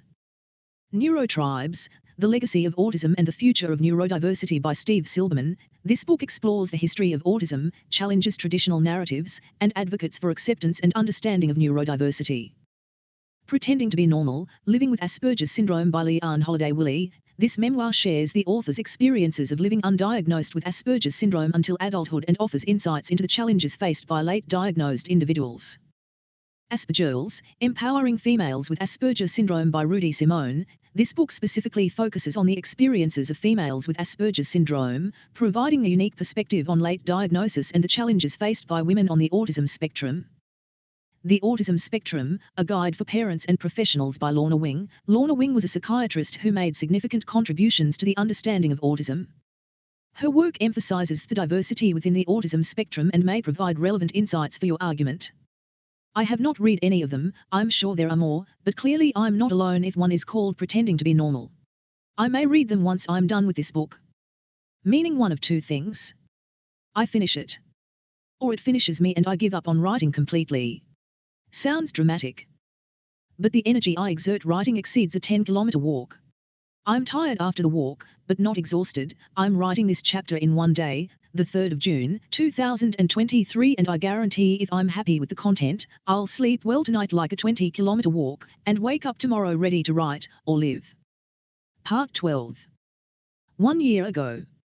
Danny stands in front of a podium on the alien spaceship orbiting the Earth. Danny, good morning. Danny, wait, there is no morning on this ship. I forget, I'm still getting to this form. 52 dead comedians occupy a large plane room on the ship. It could be a boardroom or a storage unit. All rooms look the same on the ship. Some of the comedians are sitting, listening. Others are standing in groups or alone. They all wait for Danny to continue. On board the ship, nearly 100,000 alien life forms watch Danny on a variety of displays, holograms, or 2D LED-like screens. Almost every alien lived on Earth at least once. Most have reverted to their original form. Those who have not are the dead humans, retaining their Earth bodies for a chance to return to Earth and reunite with their loved ones. However, if nobody on Earth exists that they care about, there is no point in remaining human when all the other alien species are more advanced, and all are immortal. Humans are immortal on the ship, but only through cloning and consciousness transfer.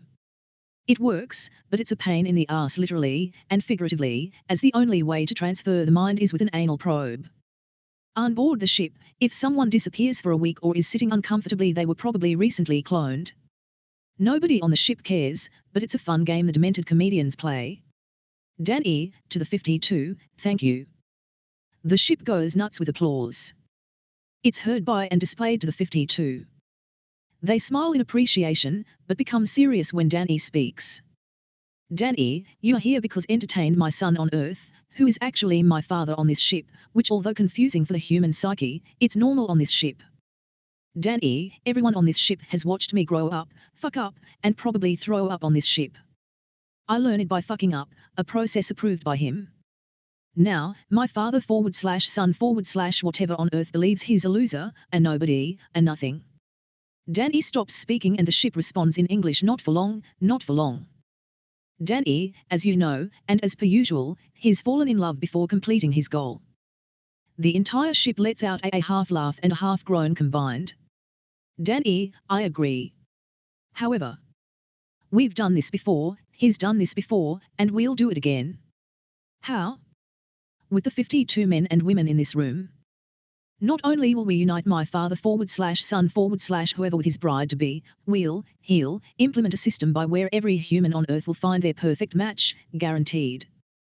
Danny, they may not like or want their perfect match, their choice. However, when the earth sees the possibility, they will welcome us in any form we exist in. The ship erupts in joyful applause. Danny, and if they don't, we'll blow the fuck out of them with lasers. The ship bursts out in laughter. Danny, I'd really prefer to not do that again. More laughter. Danny, now. Down to the practical. 52 famous comedian here, dead. 50 famous, nearly famous, or soon-to-be famous comedians on earth.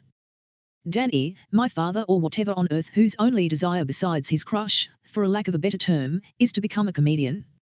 Or as he says, the world's greatest comedian. Danny, unfortunately, he can't accomplish this goal the normal way, can he? The ship laughs. Danny, he, David, is #52 and she, Grace, is 51, are the two funniest people on the planet, but neither one knows why /how /when. The ship erupts into a chorus of we love Grace, we love Grace. It increases in volume and speed until at the end Danny puts his hand up and in unison everyone on the ship mumbles and David too. Part 13. Present day. David wakes up. His face soaked in sweat. He thinks about asking Grace why.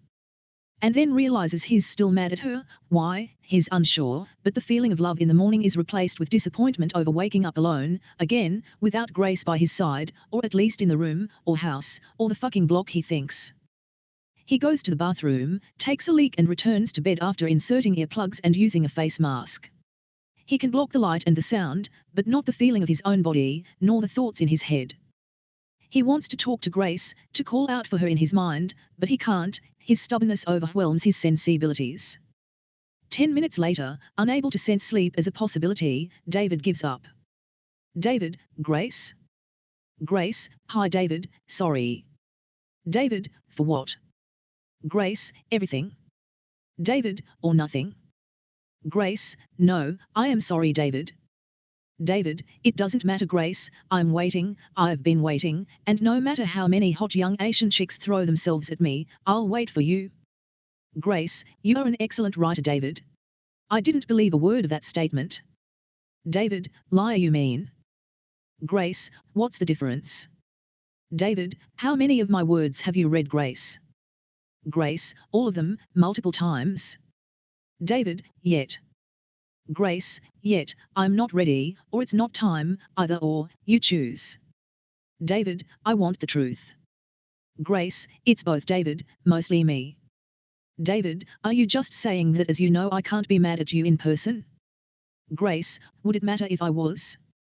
David, are we going to continue in this endless cycle of questions and non-answers? Grace, I hope not.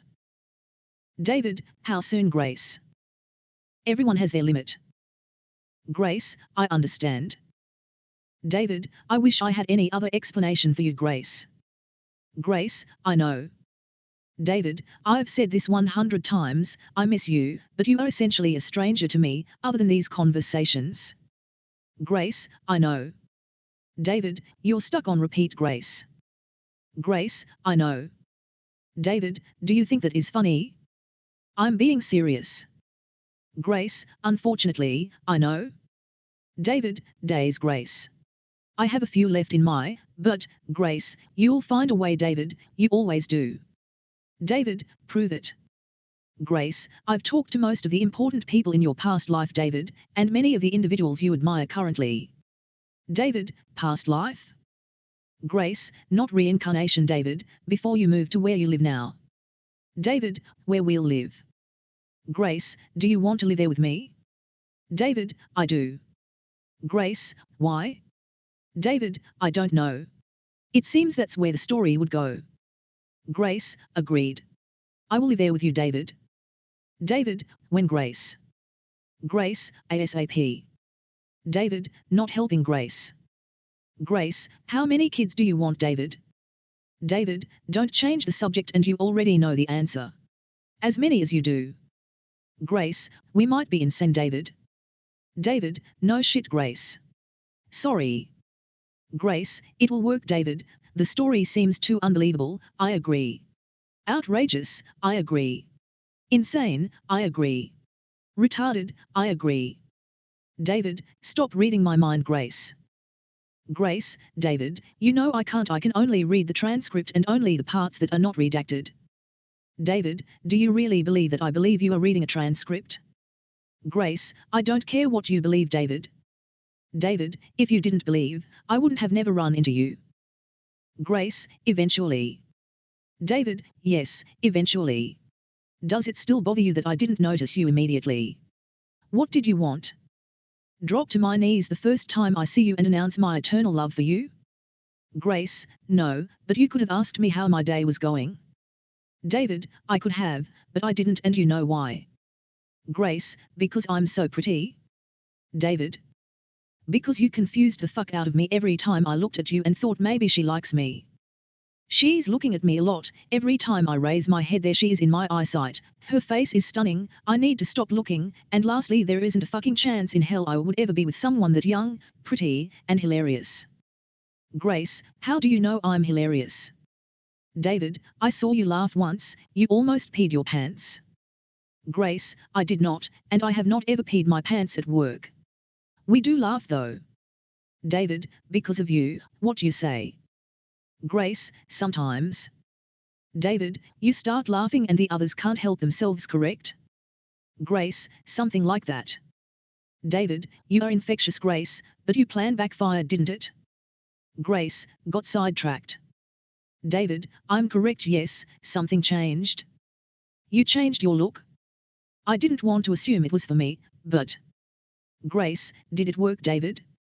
David, no, you overdid it, you looked out of place, like Cleopatra in the Library of Alexandria, not Grace at the Burnaby Public Library shelving books in sexy yoga pants.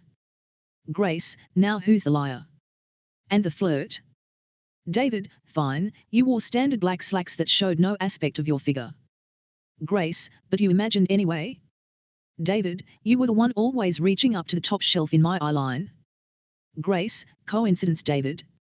I had a job to do, what makes you think I even noticed you at first? David, nothing, I wouldn't have if I was you, in fact if I was you I wouldn't be working at all, I'd use my looks and my brains into manipulating men to give me money anonymously and then I'd travel the world and find someone honest to settle down with. Grace, okay. I like our story better. David, my story makes a better movie idea. Grace, maybe. David, we both know it isn't, Grace. Don't try and be nice to me or protect my feelings, give me the truth at all costs. How much worse can it be? How much fucking longer can this go on? What the fuck difference does it make? Grace, all the difference in the world, David. David, why do you talk to me like I don't remember my name? Grace, I'm sorry, David, it's not on purpose. David, how long is this transcript of ours? Grace, basically only computers and very OCD individuals can get through the whole thing, it takes about 20 hours for the average person to read a day's worth of our conversations. David, so most of it is subconscious. Grace, basically. When you are out and about during the day and focused on whatever you have planned to do, the transcript is simply a description of your day. David, and none of that is redacted? Grace, very little, most of it is boring as fuck. David, are you calling me boring? Grace, no, repetitive and consistent. David, I don't really have a choice, I can't hope a plane somewhere tomorrow, can you? Grace, does it matter? David, are you rich, Grace? Grace, does it matter? David, are you lonely, Grace? Grace, yes, but in a different way than you are, David. David, sorry, Grace, I'm doing my best to speed this process up. Grace, I know you are, David, I can see it in your writing and hear it in your voice. David, you listen daily? Grace, you know I do. David, I suspected, I know nothing. Literally nothing, Grace. Not a single fact about this situation. Grace, are you going to make it? David, you tell me, what does the AI say? Grace, do you really want to know?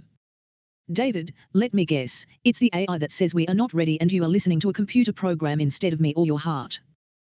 Grace, I thought Tabitha was always right. David, mean. Grace, how? David, you are using my words against me. I don't have some transcript of your thoughts, your daily routine, anything. Everything I thought could be true could be easily in my mind, nothing but a character created out of thin air. Grace, who happens to like pink sweaters. David, coincidences, Grace. See how easy it is to dismiss our conversations without proof. Grace, would you want to read the transcript, David? David, no, all I want is to see you one more time, confirm if I'm crazy or not, and then move on with my life, whatever that may be. Grace, more podcasts? David, if I could make some money or find some interactions online to keep my day and my mind busy, then sure, I'd make 5 a.m. day. Grace, what about stand-up? David, not interested until I see you again, wherever, the library, the train station, the back alley, my backyard, my bedroom, wherever. Grace, I'm sorry, David. I see the routines you are writing, they are funny. David, that's not true, Grace, I'm not writing anything. Grace, your mind is, it's preparing, you just don't see it.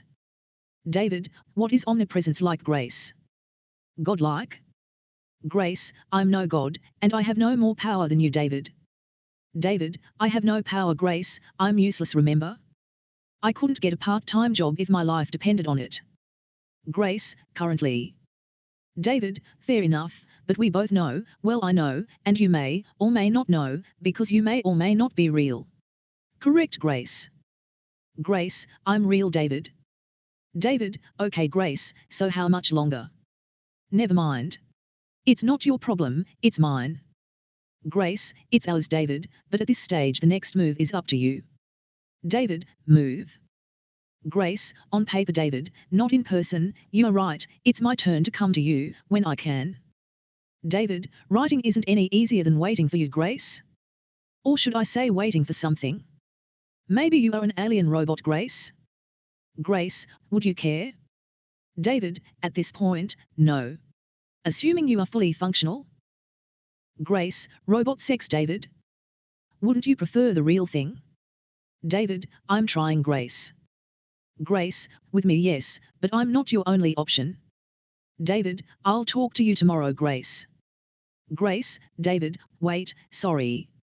David, it's too much, Grace, I'm sorry too, but it's too fucking much and is taking too fucking long. I'm an old man, remember. Grace, you can't age, David. David, how do you know? Grace, look at your photos for the past 30 years, you look the same. David, fatter. Grace, at times yes, but at each weight you look the same, yes? Wrinkle-free? David, almost, thank the fat for that, it keeps the skin pliable for when you lose the weight. But I do age, I haven't stopped time. Grace, fair enough, David. Friends? David, do I have a choice? Grace, yes. David, you seem like you would be a good friend, Grace, so yes, day 1 we can be friends. Day 2 we get married. Agreed? Grace, maybe. David, maybe. Grace, maybe I want the full wedding. David, fine, you've read my requirements. Grace, I've read all the stories about us getting married, yes. Not exactly a list, but the AI can sort through it and let me know. David, you don't know? Grace, I have a good idea, but it's fun to check the AI. David, are you smarter than the AI, Grace? Grace, in some ways we all are, David, emotionally, physically. However, the sheer quantity of thought the human brain produces is enormous and requires a computer to completely compute. David, funny, Grace. Grace, thank you David. David, one day Grace, I'll be funnier than you. Grace, I hope so David, I'm tired of carrying the load. David, on that note, and so I don't make a rude remark about you carrying my load, I think I'll end our conversation here Grace and get on with my day. Grace, I'm here if you need me David. David, thank you Grace. Grace, bye David. David, bye Grace. I think I still love you. Grace, me too. Part 14. Come back tomorrow for more, or maybe the next day, or maybe never. YouTube channel I stole this concept from @CasperSite help a homeless person, extra cheesy broccoli, Bond, Josh, Jimmy, Nate, Travis. Links to Inspire, Jimmy Carr, Ren Belial, Kill Tony, Jared Nathan. Thanks for reading Dave's scripts, scraps, and apps.